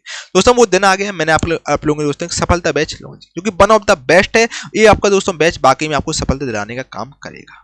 साथियों किरण की जो लेटेस्ट जीके की बुक आती है 14,000 प्लस वाली बुक आती है, उसका पूरा निचोड़ हम लोग लेकर आए हैं। दोस्तों इसमें आपके एसएससी के जितने भी एग्जाम होते हैं सब आपके कवर हो जाएंगे। JEE, SSC, जेयू, CGL, CPU, MTS, आपके सिलेक्शन फेज के जितने भी एग्जाम होते हैं सब आपके कवर हो जाएंगे। ठीक है, सारे के इंपॉर्टेंट प्रीवियस ईयर क्वेश्चन हम आपके लिए लेकर आए हैं, जो बहुत ज्यादा इंपॉर्टेंट है। इस बुक के दोस्तों बेसिकली हमने क्या किया है, इसमें छटनी की है। कुछ क्वेश्चन 1994 में पूछे गए, फिर उसका रिपीट नहीं हुए, इसमें रखे गए हैं, वो हमने हटा दिए हैं। इसमें दोस्तों आपको top 5000 super selected chapter wise PYQs मिलेंगे, सुपर सिलेक्टेड, जो आपके एग्जाम के लिए बहुत ज्यादा इंपॉर्टेंट है। ठीक है, 5000 से लगभग 6-7 हजार के आसपास, आपको 6000 के आसपास क्वेश्चन मिलेंगे, जो आपके एग्जाम के लिए बहुत इंपॉर्टेंट सुपर सिलेक्टेड क्वेश्चन। कोई आपका 8 बार पूछा गया, कोई 10 बार पूछा गया है, बस वही आपको मिलेंगे। और दोस्तों इसकी एक खासियत और है, आपका ये बैच है ना इंग्लिश हिंदी दोनों में रहेगा। जो इंग्लिश वाले बच्चे हैं उनके लिए भी इंपॉर्टेंट है, हिंदी में भी रहेगा, इंग्लिश हिंदी बायलैंग्वेज आपको कंटेंट मिलेगा। और ये आपका दोस्तों batch one of the best आपके एग्जाम के लिए रहेगा। और इस बैच को दोस्तों आप ले सकते हो कि वन ऑफ द बेस्ट है, और आपकी यहाँ से बड़ी तरीके से प्रैक्टिस हो जाएगी। दोस्तों आप जान रहे हैं एग्जाम के लिए बहुत कम समय बचा है, और एमटीएस का दोस्तों आपका 1 महीने बाद पेपर है, बच्चा बिल्कुल तैयार हो जाओ। और इसके अलावा दोस्तों आप जीके का पहले क्या था, अपन जीके स्किप भी कर देते तो काम बन जाता था, लेकिन दोस्तों अब जीके से ही आपकी मेरिट बनेगी यार। एमटीएस में दोस्तों जीके के बिना कुछ हो नहीं पाएगा, जीके इंग्लिश के बिना, तो आपको जीके बहुत इंपॉर्टेंट रोल प्ले करती है। बाकी दोस्तों सीजीएल वगैरह में मेंस में जीके आने लगी है, सीएचएस में मेंस में आने लगी, तो बच्चा जीके को आपको इसको स्किप नहीं करना, जीके को आपको सीरियसली लेना है। आपने कहीं भी पेड कोर्स लिया हो, कहीं भी लिया हो, कोई दिक्कत नहीं, बच्चे प्रैक्टिस बैच आप लोग जरूर लेके देखिए, ये आपको बाकी में सफलता दिलाने का काम करेगा। आपकी प्रैक्टिस बहुत तरीके से हो जाएगी, टाइमर वगैरह भी हम लोग आपके लिए लेकर आए हैं, और आपको थ्योरी भी इसमें कराई जाएगी, है ना, जो आपके एग्जाम के लिए बहुत ज्यादा इंपॉर्टेंट चीज है, सब आपको दोस्तों यहाँ पर मिलेगा। दोस्तों ये बैच आपके लिए one of the best batch होने वाला है, और इस कोर्स की प्राइस फी बेसिकली 1999 रुपए, जो कि आपको डिस्काउंट पीरियड में दोस्तों केवल और केवल 251 रुपए आपसे मात्र सहयोग राशि ली जा रही है, ताकि हम लोग ऐप का सर्वर चार्ज वगैरह निकाल सकें। साथ ही आपको इस कंप्लीट बैच मिलेगा, आप व्यू डेमो में जाकर आप देख सकते हैं। स्ट्रेटेजी का दोस्तों को 12-13 घंटे की स्ट्रेटेजी की भी क्लास मिलेगी। ठीक है, स्ट्रेटेजी के आपको कंप्लीट मिलेगा, बिल्कुल चैप्टर वाइज मिलेगा स्ट्रेटेजी, उसका पीडीएफ भी आपको बाकायदा मिलेगा। और कंप्लीट दोस्तों ये जो किरण पब्लिकेशन का निचोड़ हम लोग लेके आए हैं, इसका कंप्लीट आपको साथियों पीडीएफ वगैरह भी आपको मिल जाएगा, और जो कि दोस्तों केवल और केवल आपको सुपर कॉम्बो डील चल रही है, जो कि 251 रुपए में आपको ये बैच दिया जा रहा है। इसको आप ले सकते हैं, जो कि ऑफर कुछ ही समय के लिए वैलिड है। और किसी प्रकार का डाउट हो इस नंबर से आप संपर्क कर लीजिए, आपके सारे डाउट दोस्तों क्लियर कर दिए जाएंगे। दोस्तों यकीन मानिए यार, एक बार आप लेकर देखिए, one of the best batch दोस्तों आपके एग्जाम के लिए रहेगा। और दोस्तों देखिए, 251 में तो यार आजकल आपका 1 महीने का रिचार्ज भी नहीं होता है, आपको कंप्लीट बैच दिया जा रहा है, वो भी 1 साल की वैलिडिटी के साथ दिया जा रहा है ना। बच्चा इससे अच्छा आपको डील कहीं नहीं मिलेगी। और बाकी डिस्क्रिप्शन में लिंक डाल दूंगा, वहां से आप डेमो वगैरह भी देख सकते हैं, पैसे बिल्कुल नहीं लग रहे डेमो के, आप देख सकते हैं जाकर। और स्ट्रेटेजी के बिल्कुल आपको तरीके से यहाँ पर बिल्कुल मिलेगा। हिस्ट्री का आपको बिल्कुल एंशिएंट हिस्ट्री होगा, मेडिवल होगा, मॉडर्न होगा, बिल्कुल आपको तरीके से मिलेगा। और इंग्लिश हिंदी दोनों में कंटेंट है, तो इसको साथियों आप ले सकते हैं। किसी प्रकार का डाउट हो इस नंबर से आप संपर्क कर लीजिए, आपके सारे डाउट दोस्तों क्लियर कर दिए जाएंगे। बाकी डिस्क्रिप्शन में गुरुकुल प्लस ऑफिशियल की लिंक डाल दूंगा, तो वहां से आप एप्लीकेशन पर जाकर देख सकते हैं। ठीक है भाई मेरे प्यारे दोस्तों, क्वेश्चन है एशिया के देशों में अकेला कौन सा देश है जो G8 के देशों में शामिल है। ठीक है दोस्तों, G8 की बात करें, G8 के सदस्य जो देश हैं वो आपके कौन कौन से हैं। ठीक है, G8 यानी कि जो विश्व के संपन्न औद्योगिक देश हैं, जिसमें आपके पहले नंबर फ्रांस आता है साथियों, फिर आपका आता है भाई पहले नंबर फ्रांस, नोट डाउन कर लीजिए इंपॉर्टेंट है। दूसरे नंबर पर जर्मनी आता है भाई। तीसरे नंबर पर साथियों आपका कौन सा आता है देश, जो कि आपका इटली आता है, इटली जहाँ की आपकी सोनिया गांधी है। फोर्थ नंबर पर आपका आता है भाई यूनाइटेड किंगडम, UK आता है। और 5वें नंबर पर साथियों आपका जापान आता है, जापान जहाँ पर सूर्य सबसे पहले उदय होता है सूर्य का। और 6वें नंबर पर साथियों आपका आता है संयुक्त राज्य अमेरिका यानी USA आता है। 7वें नंबर पर साथियों आपका कनाडा आता है, कनाडा, पंजाब के लोग कनाडा ज़्यादा जाते हैं। 8वें नंबर पर साथियों आपका आता है रसिया आता है, रसिया को दोस्तों हटा दिया गया जब से रसिया और यूक्रेन का युद्ध हुआ है, फिर उसके बाद दोस्तों आपका हटा दिया गया रसिया को। ठीक है, G8 की सूची से रसिया को हटा दिया गया G8 की सूची। अब आपके G7 देश हैं। ठीक है भाई, G7 है, G8 रसिया को हटा दिया गया, याद रखिएगा। तो एशिया के देशों में अकेला आपका कौन सा देश शामिल है, तो राइट आंसर आपका हो जाएगा बिल्कुल सही ऑप्शन नंबर ए, जापान राइट आंसर होगा। G8 की सूची में जापान आपका आता है। ठीक है, निम्नलिखित में कौन सा देश G8 का सदस्य नहीं है। दोस्तों कंफ्यूज आपको बिल्कुल नहीं हुआ, G8 के सदस्य देश में आपका USA आता है, UK आता है, जर्मनी आता है, जबकि रसिया को हटा दिया गया हाल ही में जब यूक्रेन का युद्ध हुआ, यूक्रेन और रसिया का युद्ध चल रहा है, उसमें दोस्तों रसिया को इस केस में हटा दिया गया G8 की सूची से। ठीक है, ऑप्शन नंबर डी आपका राइट आंसर हो जाएगा। ब्रिक्स बैंक को वर्तमान में किस नाम से जाना जाता है। दोस्तों जो ब्रिक्स बैंक है इसको आके वर्तमान में हम किस नाम से जानते हैं। दोस्तों ब्रिक्स बैंक को वर्तमान में हम लोग न्यू डेवलपमेंट बैंक यानी न्यू डेवलपमेंट बैंक के नाम से जानते हैं। ऑप्शन नंबर सी आपका राइट आंसर हो जाएगा। ठीक है, और इसका मुख्यालय हेडक्वार्टर भाई कहाँ पर है दोस्तों, इसका हेडक्वार्टर जो ब्रिक्स का हेडक्वार्टर है वो आपका शंघाई चाइना में इसका हेडक्वार्टर है, शंघाई चाइना में इसका हेडक्वार्टर है। ठीक है भाई, और इसके अलावा दोस्तों इसके सदस्य देश आपके कौन कौन है, ब्राज़ील है भाई, ब्राज़ील, चाइना और आपका रसिया, भारत, चीन और दक्षिण अफ्रीका, ये सब आपके मतलब 5 इसके मतलब सदस्य देश हैं, ब्राज़ील, रसिया, भारत, चाइना और दक्षिण अफ्रीका। ऑप्शन नंबर सी आपका राइट आंसर हो जाएगा। अगला क्वेश्चन आपका कौन सा यूरोपीय देश 1957 में रोम की संधि के माध्यम से यूरोपीय आर्थिक समुदाय की स्थापना में हस्ताक्षर करने वाले देशों में नहीं था, तो वो देश कौन सा है। कौन सा यूरोपीय देश, कौन सा देश आके यूरोपियन देशों में देश 1957 में रोम की संधि के माध्यम से यूरोपीय आर्थिक समुदाय की स्थापना में हस्ताक्षर करने वाला देश की सूची में नहीं था, तो वो देश साथियों आपका था। तो बेसिकली जो रोम की संधि हुई थी जो कि आपकी 25 मार्च 1957 को हुई थी, 25 मार्च 1957 को ये संधि हुई थी। और इसमें आपके दोस्तों आपके साथियों 6 देश थे, बेल्जियम, जर्मनी, इटली, लग्जमबर्ग और नीदरलैंड और फ्रांस आपके इसमें शामिल थे। ठीक है, तो राइट आंसर आपका दोस्तों हो जाएगा फ्रांस, बेल्जियम, इटली शामिल थे, आपकी फिनलैंड शामिल नहीं था। ऑप्शन नंबर आपका फिनलैंड राइट आंसर हो जाएगा। चलिए अगला क्वेश्चन आपका साथियों, निम्नलिखित में से कौन सा देश आपका SASEC का 7वां सदस्य बना है। आखिर में से कौन सा देश है जो कि SASEC का 7वां सदस्य बना, तो वो जो साथियों जो देश है वो आपका है बिल्कुल सही राइट आंसर। SASEC का जो 7वां सदस्य बना है वो आपका देश बना है म्यांमार। ऑप्शन नंबर म्यांमार को टिक कर लीजिए, आपका बिल्कुल सही आंसर है। और अगर हम दोस्तों इसकी SASEC जो संगठन की दोस्तों हम बात करें तो इसका बेसिकली इसका फुल फॉर्म तो सबसे पहले सुन लो यार। SASEC का फुल फॉर्म होता है दोस्तों दक्षिण एशिया उप क्षेत्रीय आर्थिक सहयोग इसका फुल फॉर्म होता है। और इसकी स्थापना दोस्तों कब की गई, तो इसकी स्थापना आपकी इस संगठन की स्थापना 2001 में की गई। ठीक है, 2001 में इसकी स्थापना की गई। इसके सदस्य देश अगर मेंबर कंट्री की बात करें तो साथियों इसकी मेंबर कंट्री कौन कौन से, तो बांग्लादेश आपका बांग्लादेश इसका मेंबर कंट्री है। और इसके अलावा दोस्तों इसका बांग्लादेश के साथ साथ भूटान, भारत, मालदीव, नेपाल और श्रीलंका ये सब इसकी मेंबर कंट्री। और 7वां जो मेंबर कंट्री हाल ही में 2017 में बनाया गया जो कि आपका है साथियों म्यांमार। म्यांमार हाल ही में आपका इसमें SEC की सूची में मेंबर बना है कंट्री, तो ऑप्शन नंबर बी म्यांमार आपका राइट आंसर हो जाएगा।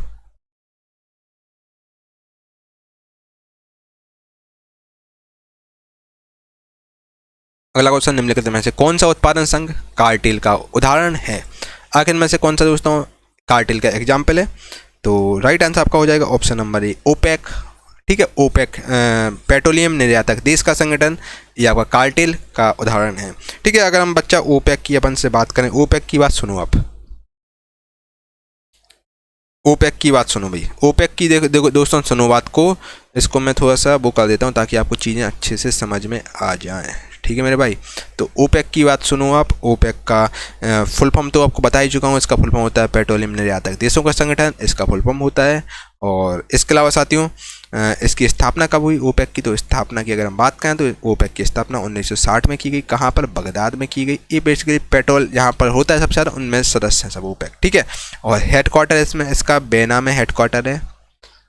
ठीक है, और इसके टोटल 15 मेंबर कंट्री हैं, 15 इसके सदस्य हैं देश। और ठीक है, तो मैं आपको सब चीज़ें बता चुका हूँ। Right answer option number A OPEC का हो जाएगा इसका आंसर आपका। चलिए अगला क्वेश्चन आपके सामने ये रहा मेरे प्यारे दोस्तों, निम्नलिखित में से किसको विश्व बैंक भी कहा जाता है? आखिर इनमें से किसको विश्व बैंक भी हम कहते हैं? तो साथियों विश्व बैंक हम किसको कहते हैं बताओ? तो बच्चा विश्व बैंक बिल्कुल सही राइट आंसर हो जाएगा ऑप्शन नंबर बी, IBRD यानी अंतर्राष्ट्रीय पुनर्निर्माण एवं विकास बैंक को साथियों हम लोग विश्व बैंक भी बोलते हैं, जिसका हेडक्वार्टर कहाँ पर है? वाशिंगटन DC में विश्व बैंक का हेडक्वार्टर है। ठीक है, चलिए अगले क्वेश्चन में चलते हैं बिना देर किए हुए। कौन सी संस्था को विश्व बैंक को सुलभ कर्ज विंडो के नाम से भी जाना जाता है? कि कौन सी संस्था को हम लोग विश्व बैंक के सुलभ कर्ज विंडो के नाम से भी जानते हो? संस्था का नाम क्या है? ठीक है, तो बताओ भाई जल्दी से अपना उत्तर कमेंट बॉक्स में दो। तो सुलभ कर्ज विंडो को दोस्तों हम लोग IDA यानी कि इंटरनेशनल डेवलपमेंट एसोसिएशन के नाम से भी जानते हैं। IDA यानी कि international, D for development, E for association के नाम से भी हम इसको जानते हैं सुलभ कर्ज विंडो को।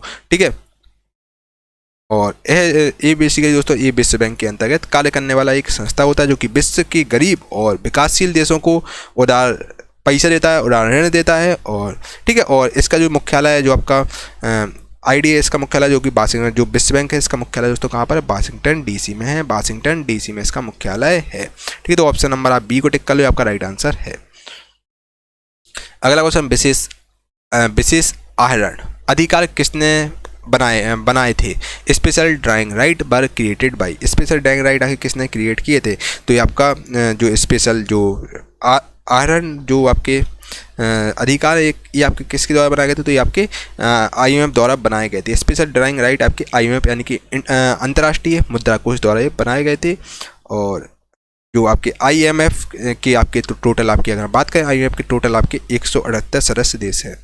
ठीक है, टोटल इसके 178 सदस्य देश हैं। और ठीक है, तो ये आपका इसका मुख्यालय कहाँ है? हेडक्वार्टर इसका एग्जाम में आता है, हेडक्वार्टर इसका वाशिंगटन में IMF का है। ठीक है मेरे भाई, तो ऑप्शन नंबर सी आपका राइट आंसर हो जाएगा। ब्रिक्स न्यू डेवलपमेंट बैंक यानी कि NDB is headquarter at, BRICS new development bank यानी कि NDB का मुख्यालय कहाँ पर है? तो BRICS new development bank NDB का जो मुख्यालय है साथियों ये आपका कहाँ पर है? ठीक है, तो इसका जो मुख्यालय बच्चा बिल्कुल सही, और इसका मुख्यालय आपका राइट आंसर हो जाएगा संघई। संघई में आपका ब्रिक्स का मुख्यालय, ब्रिक्स न्यू डेवलपमेंट का जो मुख्यालय जो आपका संघई में है, जो कि आपके चीन की आर्थिक राजधानी है संघाई, ये चीन की आर्थिक राजधानी है संघाई। ठीक है, तो यहाँ पर आपका यहाँ पर मुख्यालय न्यू डेवलपमेंट बैंक का। ठीक है, चलिए अगले क्वेश्चन में चलते हैं। मानव विकास सूचकांक कौन तैयार करता है दोस्तों? अगर मानव ह्यूमन डेवलपमेंट इंडेक्स की बात करें तो ह्यूमन डेवलपमेंट इंडेक्स कौन तैयार करता है दोस्तों? ह्यूमन जो डेवलपमेंट इंडेक्स है ये आपका विश्व जो आपका ये मानव विकास सूचकांक ये आपका UNDP द्वारा तैयार किया था। यानी UNDP का फुल फॉर्म होता है दोस्तों संयुक्त राष्ट्र विकास कार्यालय। UNDP इसको मानव विकास सूचकांक को तैयार करता है। ठीक है, और ये 1990 में दोस्तों पहली बार 1990 में UNDP ने तैयार किया था। ठीक है, पहली बार मानव विकास सूचकांक जारी किया था UNDP द्वारा 1990 में फर्स्ट। ठीक है, अगला क्वेश्चन है आपका G20 विश्व की सबसे बड़ी 20 अर्थव्यवस्थाओं का एक समूह है। G20 दोस्तों विश्व की सबसे बड़ी 20 अर्थव्यवस्थाओं का एक समूह है। जिसका प्रतिनिधित्व निम्नलिखित में से किसके द्वारा किया जाता है। तो G20 दोस्तों जो विश्व की सबसे बड़ी 20 अर्थव्यवस्थाओं का एक समूह होता है, जिसका प्रतिनिधित्व निम्नलिखित में से ये आपका जो किया जाता है, ये आपका फाइनेंस मिनिस्टर और सेंट्रल बैंक के गवर्नर द्वारा ये किया जाता है इसका प्रतिनिधित्व। ठीक है, तो ऑप्शन नंबर सी आपका राइट आंसर हो जाएगा। ठीक है, इसमें आपके दोस्तों जो लेते हैं वित्त मंत्री लेते हैं और केंद्रीय बैंक के गवर्नर भाग लेते हैं देशों की और देशों की। ठीक है भाई, चलिए विश्व व्यापार संगठन जो अब गेट के स्थान पर है, विश्व व्यापार संगठन यानी कि WTO जो रिप्लेस होकर गेट हो गया है, इसका हेडक्वार्टर कहाँ है दोस्तों। WTO का जो हेडक्वार्टर वो आपका जेनेवा में है। और ठीक है, और इसके अलावा दोस्तों ऑप्शन नंबर डी जेनेवा आपका राइट आंसर हो जाएगा। ऑप्शन नंबर डी जेनेवा आपको टिक कर लीजिए, आपका राइट आंसर है। चलिए अगले क्वेश्चन में चलते बिना देर किए हुए। निम्नलिखित में से गेट का सही विस्तृत रूप कौन सा है। ठीक है, तो गेट का सही रूप क्या है भाई, कौन सा ऑप्शन सही होगा। तो बिल्कुल सही राइट आंसर आपका हो जाएगा दोस्तों। राइट आंसर बिल्कुल सही, ऑप्शन नंबर बी को टिक कर लो, general agreement on trade and tariff, ये आपका इसका सही रूप है गेट का। ठीक है, तो यानी कि एग्जाम में बोल रहा है गेट का फुल फॉर्म बच्चा क्या होता है। तो गेट का फुल फॉर्म होता है जनरल, ए फॉर एग्रीमेंट और ए ऑन ट्रेड और टी फॉर टैरिफ, यानी general agreement on trade and tariff इसका फुल फॉर्म होता है गेट का। ठीक है, अगले क्वेश्चन में चलते हैं बिना देर किए हुए। अगला क्वेश्चन आपका किस बैंक में विश्व व्यापार संगठन की स्थापना की, आगे कौन से वर्ष में विश्व व्यापार संगठन की स्थापना की गई। तो विश्व व्यापार संगठन है, इसकी स्थापना साथियों की गई 1995 में। ऑप्शन नंबर सी 1995 को टिक कर लीजिए, आपका राइट आंसर है। विश्व व्यापार संगठन का मुख्यालय कहाँ पर स्थित है। तो दोस्तों अभी मैं 2-3 बार आपको बता चुका हूँ, very very very very very most important, इसकी पावर 1000 लगा लो तो बहुत कम ही होगा बच्चा।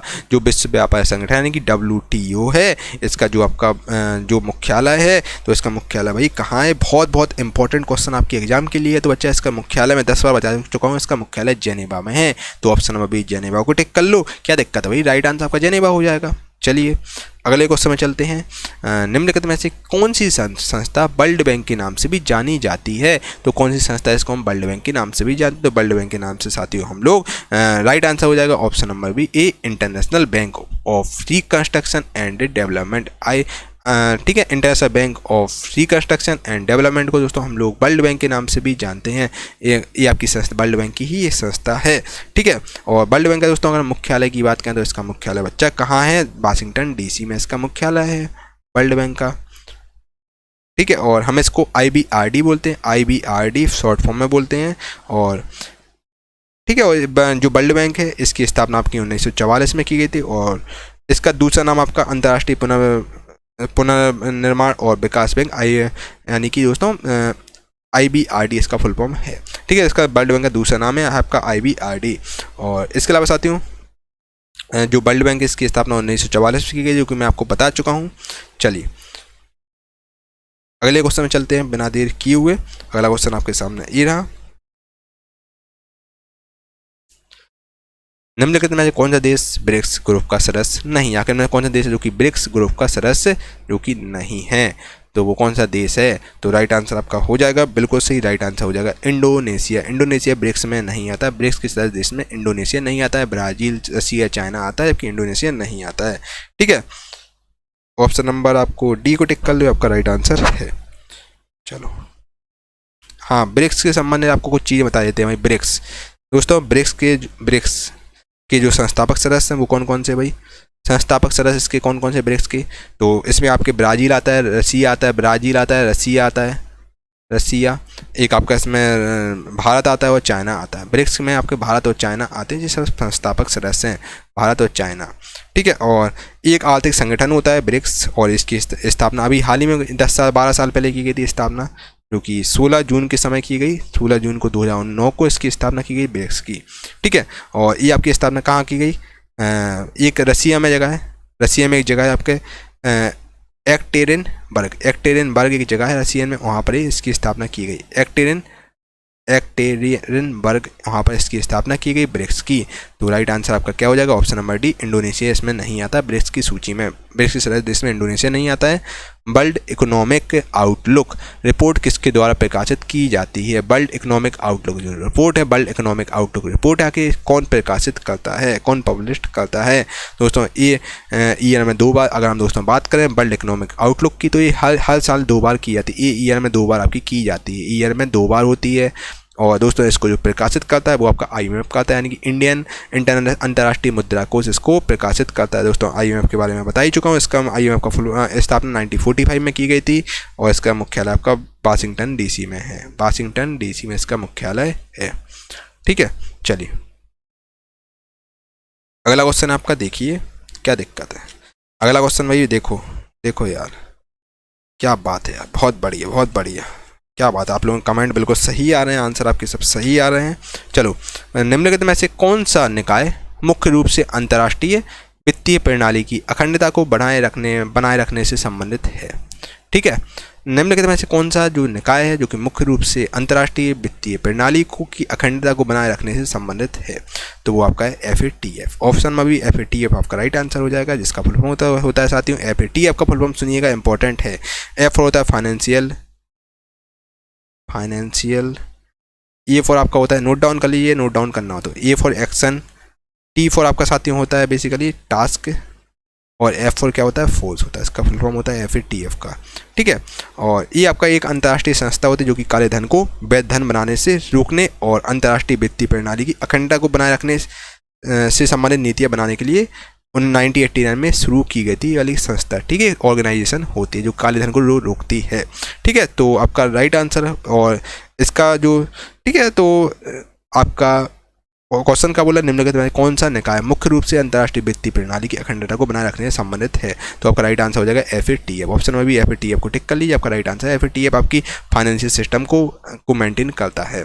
ठीक है, अगला क्वेश्चन आपका भारतीय प्रतिभूति और विनिमय बोर्ड यानी कि SEBI SABI, भारतीय प्रतिभूति और विनिमय बोर्ड यानी SEBI की स्थापना कौन से वर्ष में की गई? SEBI की स्थापना दोस्तों जो की गई है, ठीक है बताओ। ठीक है, तो SEBI का फुल फॉर्म सबसे पहले सुनना, securities and exchange board of India इसका फुल फॉर्म होता है, जो कि सेल से संबंधित है। और SEBI की स्थापना साथियों आपकी की गई, बिल्कुल सही। और SEBI की स्थापना आपकी कब की गई सुनना, स्थापना नोट डाउन करना। स्थापना SEBI की गई आपकी 12 अप्रैल 1978 को SEBI की स्थापना की गई, और 30 जनवरी 1992 को एक अध्यादेश जारी हुआ, इसमें SEBI को शामिल किया गया। ठीक है, और इसको मतलब वैधानिक दर्जा SEBI को प्रदान किया गया। और SEBI दोस्तों बेसिकली म्यूचुअल फंड और स्टॉक मार्केट्स के नियंत्रण के अधिकार प्राप्त करता है। ठीक है, तो ये SEBI आपका पूरा रेगुलेट करता है स्टॉक वगैरह इन सबको। और राइट आंसर आपका क्या होगा, तो बिल्कुल भारतीय प्रतिभूति और विनिमय SEBI की स्थापना आपकी जो हुई है साथियों 12 अप्रैल 1978 ही बोलेंगे आप। तो इनमें से कोई भी ऑप्शन आपका सही नहीं है। स्थापना आपकी SEBI की गई 12 अप्रैल 1978 को की गई, और 30 जनवरी 1992 को एक अध्यादेश जारी किया गया जिसमें SEBI को वैधानिक दर्जा दिया गया। ठीक है, तो कोई भी ऑप्शन इसमें क्या सही नहीं है। अगले क्वेश्चन में चलते हैं। निम्न में से कौन सा मंत्रालय भारत में जीवन सुगमता सूचकांक जारी करता है? कि वो कौन सा मंत्रालय है? ठीक है, जो कि जीवन सुगमता सूचकांक जारी करता है, वो मंत्रालय के नाम बताइए। तो राइट आंसर आपका हो जाएगा बिल्कुल सही दोस्तों, बिल्कुल सही। चलिए बिल्कुल सही दोस्तों, आवास और शहरी मामलों के मंत्रालय, आवास और शहरी मामलों के जो मंत्रालय है वो जो कि जीवन सुगमता सूचकांक तथा नगर पालिका कार्य प्रदर्शन सूचकांक ये जारी करता है। इसके जो मुख्य स्तंभ होते हैं वो कौन कौन से होते हैं? जीवन बेसिकली इस मंत्रालय के जो मेन मोटिव होते हैं वो होते हैं क्वालिटी ऑफ लाइफ, जीवन की गुणवत्ता, आर्थिक क्षमता और स्थिरता लाना, इसका मेन मोटिव होता है। तो ऑप्शन नंबर ये आपका राइट आंसर हो जाएगा। अगला क्वेश्चन है साथियों आपका, ब्रिक्स इन 5 प्रमुख उभरती राष्ट्रीय अर्थव्यवस्थाओं के संघ के लिए संक्षिप्त रूप है। ब्राजील, रशिया, भारत, चीन, और कौन सा वो देश है? तो वो आपका और अगला है साउथ अफ्रीका। तो ऑप्शन नंबर भी साउथ अफ्रीका राइट आंसर हो जाएगा। ब्रिक्स में आपके 5 देश शामिल हैं, ब्राजील, रूस, भारत, चीन, साउथ दक्षिण अफ्रीका शामिल हैं। ठीक है, विश्व खाद्य कार्यक्रम WFP संयुक्त राष्ट्र की खाद्य सहायता शाखा है, इसका मुख्यालय आखिर कहाँ पर है? ठीक है भाई। तो बच्चा जो WFP है जो संयुक्त राष्ट्र की खाद्य सहायता शाखा है, इसका मुख्यालय के कहाँ पर है, तो इसका जो मुख्यालय है ये आपका इटली में, इसका मुख्यालय इटली में साथियों, इसका मुख्यालय WFP का। तो राइट आंसर आप क्या टिक करोगे भाई, तो ऑप्शन नंबर डी टिक कर लो। इटली का एक जगह रोम है, इटली का रोम है, रोम में आपका इसका मुख्यालय WFP का। तो ऑप्शन नंबर डी रोम आपका राइट आंसर हो जाएगा। ठीक है, और इसकी स्थापना की अगर हम बात करें, इसकी स्थापना कब हुई, ये भी इंपॉर्टेंट है, एग्जाम में पूछ लेता कभी कभार। इसकी स्थापना 19 दिसंबर 1961 में आपकी WFP की स्थापना की गई थी। चलिए अगले क्वेश्चन में चलते हैं बिना देर किए हुए। निम्नलिखित में से कौन सा पेट्रोलियम निर्यातक देशों के संगठन यानी कि ओपेक के संस्थापक सदस्यों में सम्मिलित नहीं है। इसके बारे में आपको 4-5 बार बता चुका हूँ। ओपेक के दोस्तों 5 देश संगठन है ओपेक के, और टोटल मेंबर आपके 13 हैं ओपेक में। और ये आपके, और इसका हेडक्वार्टर साथियों कहाँ पर, बेना में इसका हेडक्वार्टर है ओपेक का। ठीक है, बेना ऑस्ट्रेलिया में इसका हेडक्वार्टर है। और ओपेक के सदस्य संस्थापक सदस्यों में कौन सा देश सम्मिलित नहीं है, तो राइट आंसर आपको हो जाएगा option number Iran, Iraq, Saudi Arab, ये सब सम्मिलित हैं, जबकि नाइजीरिया नहीं। जहाँ जहाँ पेट्रोल होता है सबसे ज़्यादा भारी मात्रा में, वो सब आपके ओपेक में आते हैं। इसका मतलब ही होता है साथियों, ओपेक का मतलब organisation of the petroleum exporting countries. ठीक है, तो जहाँ जहाँ पेट्रोल सबसे ज़्यादा होता है वो आपके ओपेक में आते हैं। और ठीक है, तो आपका राइट आंसर हो जाएगा ऑप्शन नंबर डी, नाइजीरिया आपका सम्मिलित नहीं है। ठीक है, ओपेक में नहीं आता है। दोस्तों क्वेश्चन आपका निम्नलिखित में कौन सा देश है जो कि सार्क संगठन का सदस्य नहीं, आखिर में कौन सा देश है जो कि सार्क संगठन का सदस्य नहीं है, बताओ भाई फटाफट से बताओ। चलिए कोई बताइए भाई, फटाफट से अपना उत्तर कमेंट बॉक्स में बताइए, आपके हिसाब से कौन सा ऑप्शन सही होना चाहिए। मैं आपको 10 बार बता चुका हूँ भाई, सार्क का फुल फॉर्म क्या होता है बच्चा, सार्क का फुल फॉर्म मैं 10 बार बता चुका हूँ। दक्षिण एशियाई क्षेत्रीय सहयोग संगठन इसका फुल फॉर्म होता है सार्क का। और इसका जो स्थापना है, इसकी स्थापना कब की गई थी सार्क की, तो इसकी स्थापना बच्चा की गई थी 7 से 8 दिसंबर को स्थापना हुई, जो कि आपकी 1985 को इसकी स्थापना की गई थी। और इसका मुख्यालय आपका कहाँ भाई, मुख्यालय इसका हेडक्वार्टर कहाँ है, तो काठमांडू में दोस्तों इसका मुख्यालय है। नेपाल काठमांडू में इसका मुख्यालय है सार्क का। और इसके जो आपके मुख्यालय काठमांडू में, और इसके जो सदस्य देश हैं वो आपके भारत हैं, पाकिस्तान है, बांग्लादेश है, नेपाल, भूटान, श्रीलंका, मालदीव और अफगानिस्तान, जो कि हमारे पड़ोसी देश हैं, वे सब आपके सार्क में आते हैं। अब बताओ भाई इनमें से आके कौन सा आपके हिसाब से ऑप्शन होगा, तो राइट आंसर आपको दोस्तों भूटान, पाकिस्तान, नेपाल, ये सब आपका हो जाएगा।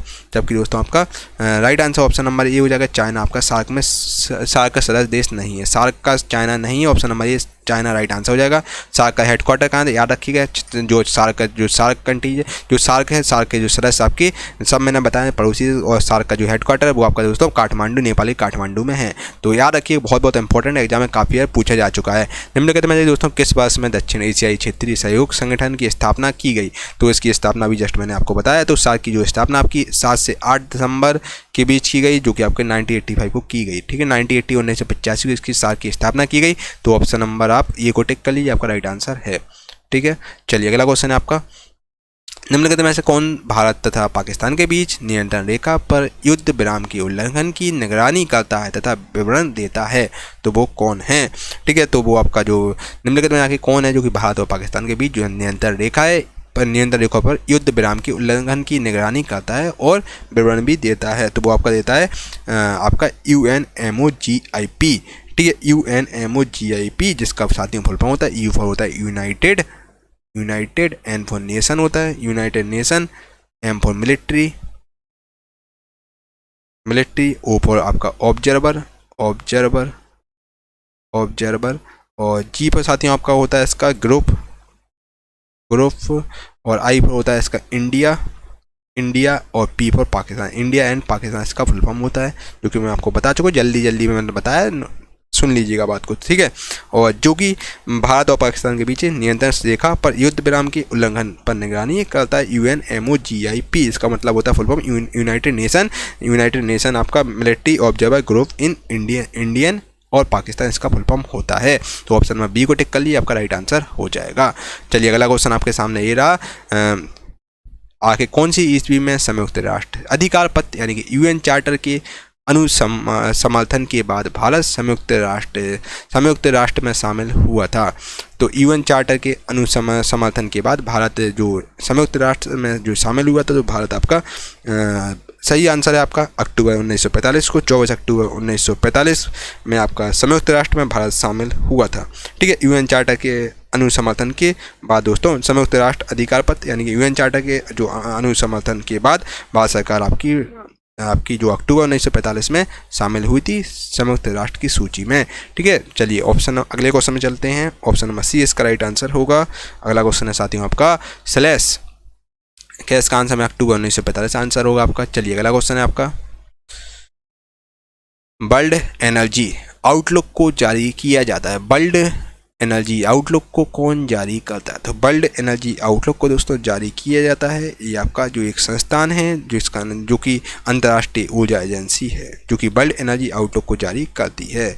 ठीक है, और इसकी जो संगठन है इसकी स्थापना बच्चा जो की गई थी, स्थापना कब हुई? तो इसकी स्थापना 1973 को हुई।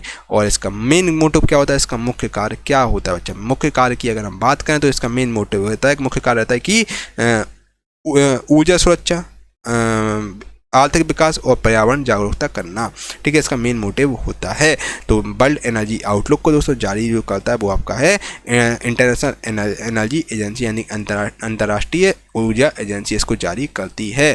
ठीक है, अगले क्वेश्चन में चलते हैं बिना देर किए हुए। अगला क्वेश्चन आपके सामने रहा, मानव विकास रिपोर्ट का प्रकाशन किस संगठन द्वारा किया जाता है? तो मानव विकास जो रिपोर्ट है इसका जो प्रकाशन होता है ये आपका जो करता है यानी यूएनडीपी का जो प्रकाशन प्रतिवर्ष संयुक्त राष्ट्र विकास कार्यक्रम यानी यूएनडीपी मानव विकास रिपोर्ट का प्रकाशन दोस्तों, जो मानव विकास रिपोर्ट का प्रकाशन आपका यूएनडीपी हर साल जारी करता है। ठीक है, और ठीक है, तो ऑप्शन नंबर आपका यूएनडीपी राइट आंसर हो जाएगा। ऑप्शन नंबर ए को टिक कर लीजिए। यूएनडीपी का फुल फॉर्म होता है साथियों आपका संयुक्त राष्ट्र विकास परिषद, यूनाइटेड नेशन डेवलपमेंट, और ठीक है पी फॉर प्रोग्राम इसका फुल फॉर्म होता है। ठीक है, और ये सबसे पहले 1990 में जारी किया गया था। 1990 में यूएनडीपी जारी की गई थी, और यूएनडीपी द्वारा जो मानव विकास रिपोर्ट सबसे पहले 1990 में जारी की गई थी। ठीक है, और ठीक है, तो यूएनडीपी ने 1990 में जो मानव विकास रिपोर्ट जारी की थी, और ठीक है, और ये जो जारी की गई थी यूएन जो मानव विकास रिपोर्ट जो कि आपकी पाकिस्तान की जो अर्थशास्त्री थे महबूब उल हक द्वारा जारी की गई थी। ठीक है, और जो आपका ये आपका बेसिकली मानव विकास सूचकांक, इसको हम दोस्तों मानव विकास सूचकांक यानी एसडीआई भी कहते हैं। और इसके अलावा साथियों अगर बात करें जीवन ठीक है, तो ऑप्शन नंबर ये आपका यूएनडीपी राइट आंसर हो जाएगा। चलिए अगले क्वेश्चन में चलते हैं बिना देर किए हुए। 1978 में निम्नलिखित में से किस सार्क देश के संविधान में संशोधन किया गया था और कार्यकारी प्रेसिडेंसी की प्रणाली भी शुरू की गई थी? तो वो आपका है Sri Lanka. Option number B Sri Lanka आपका राइट आंसर हो जाएगा। ठीक है, तो ऑप्शन नंबर बी श्रीलंका को टिक कर लीजिए, आपका राइट आंसर है। मेरे प्यारे दोस्तों, जैसा कि यार आप जानते हैं कि 2024 में है चुनाव। इस बार भाई जब सरकार पूरी कोशिश कर रही है कि एक बच्चा भी दुखी ना रहे, तो सरकार दोस्तों भर भर के वैकेंसी निकाल रही है। अभी आपने हाल ही में देखा भी होगा, एसएससी में दोस्तों आपकी बम्पर वैकेंसी निकली है, सीजीएल में हुआ, और जीडीओ में 50,000 प्लस वैकेंसी निकली है, और सीजीएल में 35,000 प्लस वैकेंसी निकली है। उसी प्रकार दोस्तों रेलवे में ही आपकी ज़्यादा जल्दी ही वैकेंसी बम्पर वैकेंसी निकलने वाली है।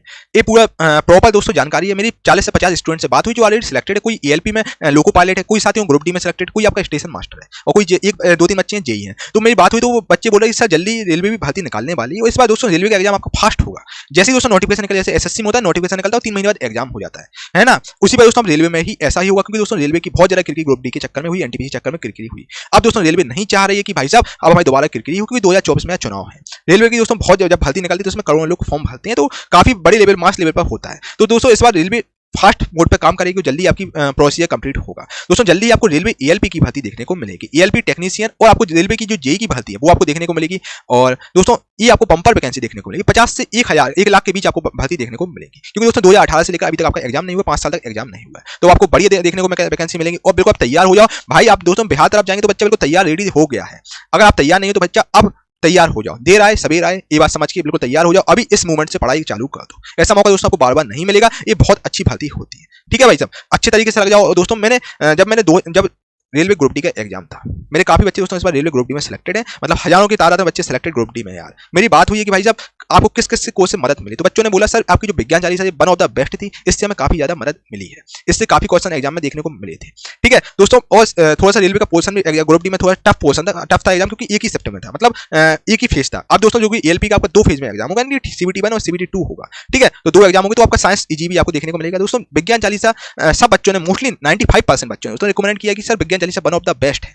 ठीक है, क्योंकि इसमें मोस्टली क्वेश्चन दोस्तों सिलेक्टेड है। दोस्तों एएलपी और टेक्नीशियन के लिए और जेई की भर्ती के लिए दोस्तों विज्ञान चालीसा सबसे बेस्ट रहेगी आप लोगों के लिए। इसको आप जरूर दोस्तों एक बार देखिए, जिसमें दोस्तों टॉप 5000 क्वेश्चन आपको दिए जा रहा है, जो कि वन ऑफ द बेस्ट है, सुपर सिलेक्टेड क्वेश्चन है। सुपर सिलेक्टेड क्वेश्चन दोस्तों आप मतलब जानते हैं, जो 10 बार क्वेश्चन एग्जामिनर ने पूछा, जो 12 बार पूछा गया, जो बहुत ज्यादा इंपॉर्टेंट क्वेश्चन है भाई इसमें रखे गए हैं। और साथ ही इसकी खास बात है, ये बच्चों का बोलना था कि सर इसमें हमें प्रॉफिट क्या हुआ है, इसमें क्वेश्चन वन लाइनर फॉर्मेट में मिले हैं। साथ ही उसमें वन लाइनर फॉर्मेट में हम लोगों ने इसीलिए रखे थे ताकि आपको हमेशा चीजें याद है, वन लाइनर में चीजें हमें याद करने में आसानी होती है, और यहाँ पर साथियों सिस्टमेटिकली रूप में आपको क्वेश्चन दिए जा रहे हैं।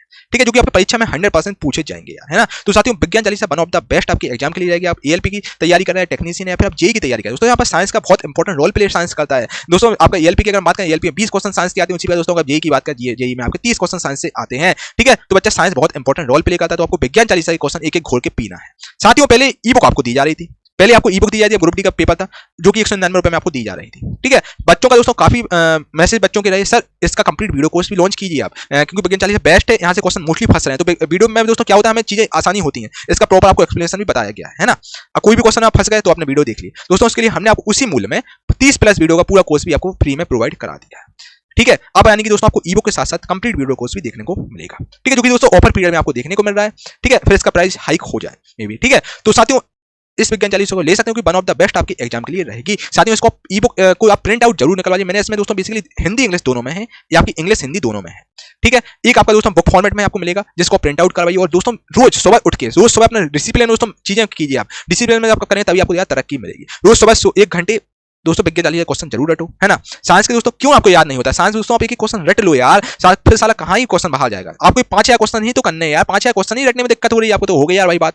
दोस्तों इस विज्ञान चालीसा को आप टॉप 5 क्वेश्चन इसको रट लीजिए, जो कि आपके एग्जाम के लिए बहुत ज्यादा इंपॉर्टेंट है यार, है ना। दोस्तों जैसे आप हनुमान चालीसा आपको रट गई, वैसे आप विज्ञान चालीसा आपको रट जानी चाहिए यार, है ना। और दोस्तों किसी प्रकार की डाउट हो, इस नंबर से, हमारा व्हाट्सएप नंबर है, यहाँ पर आप डाउट सारे क्लियर कर सकते हैं, आपके सारे डाउट क्लियर कर दिए जाएंगे। बाकी दोस्तों 100% गारंटी है सारे प्रश्न आ रहे हैं आपके सीधे यहीं से आएंगे, यहाँ पर मोस्ट सिलेक्टेड यार क्वेश्चन इसमें रखे गए हैं, है ना। और ई बुक के साथ साथ साथियों आपको इसमें ई बुक तो दी ही जा रही है 199 रुपए में, और साथ ही आपको कंप्लीट कोर्स भी दिया जाए, जो कि ऑफर पीरियड में आपको दिया जा रहा है, जिसको आप ले सकते हैं, जो कि ऑफर कुछ ही समय के लिए उपलब्ध है, फिर आपको शायद कोर्स ना मिले दोस्तों देखने को, है ना। तो दोस्तों बाकी मैं डिस्क्रिप्शन में लिंक डाल दूं गुरुकुल प्लस ऑफिशियल ऐप का। गुरुकुल प्लस ऑफिशियल ऐप है जहां पर आपको विज्ञान चालीसा कंप्लीट मिलेगी, कंप्लीट ई बुक और कंप्लीट कोर्स आपको देखने को मिलेगा। ठीक है, तो चलिए भाई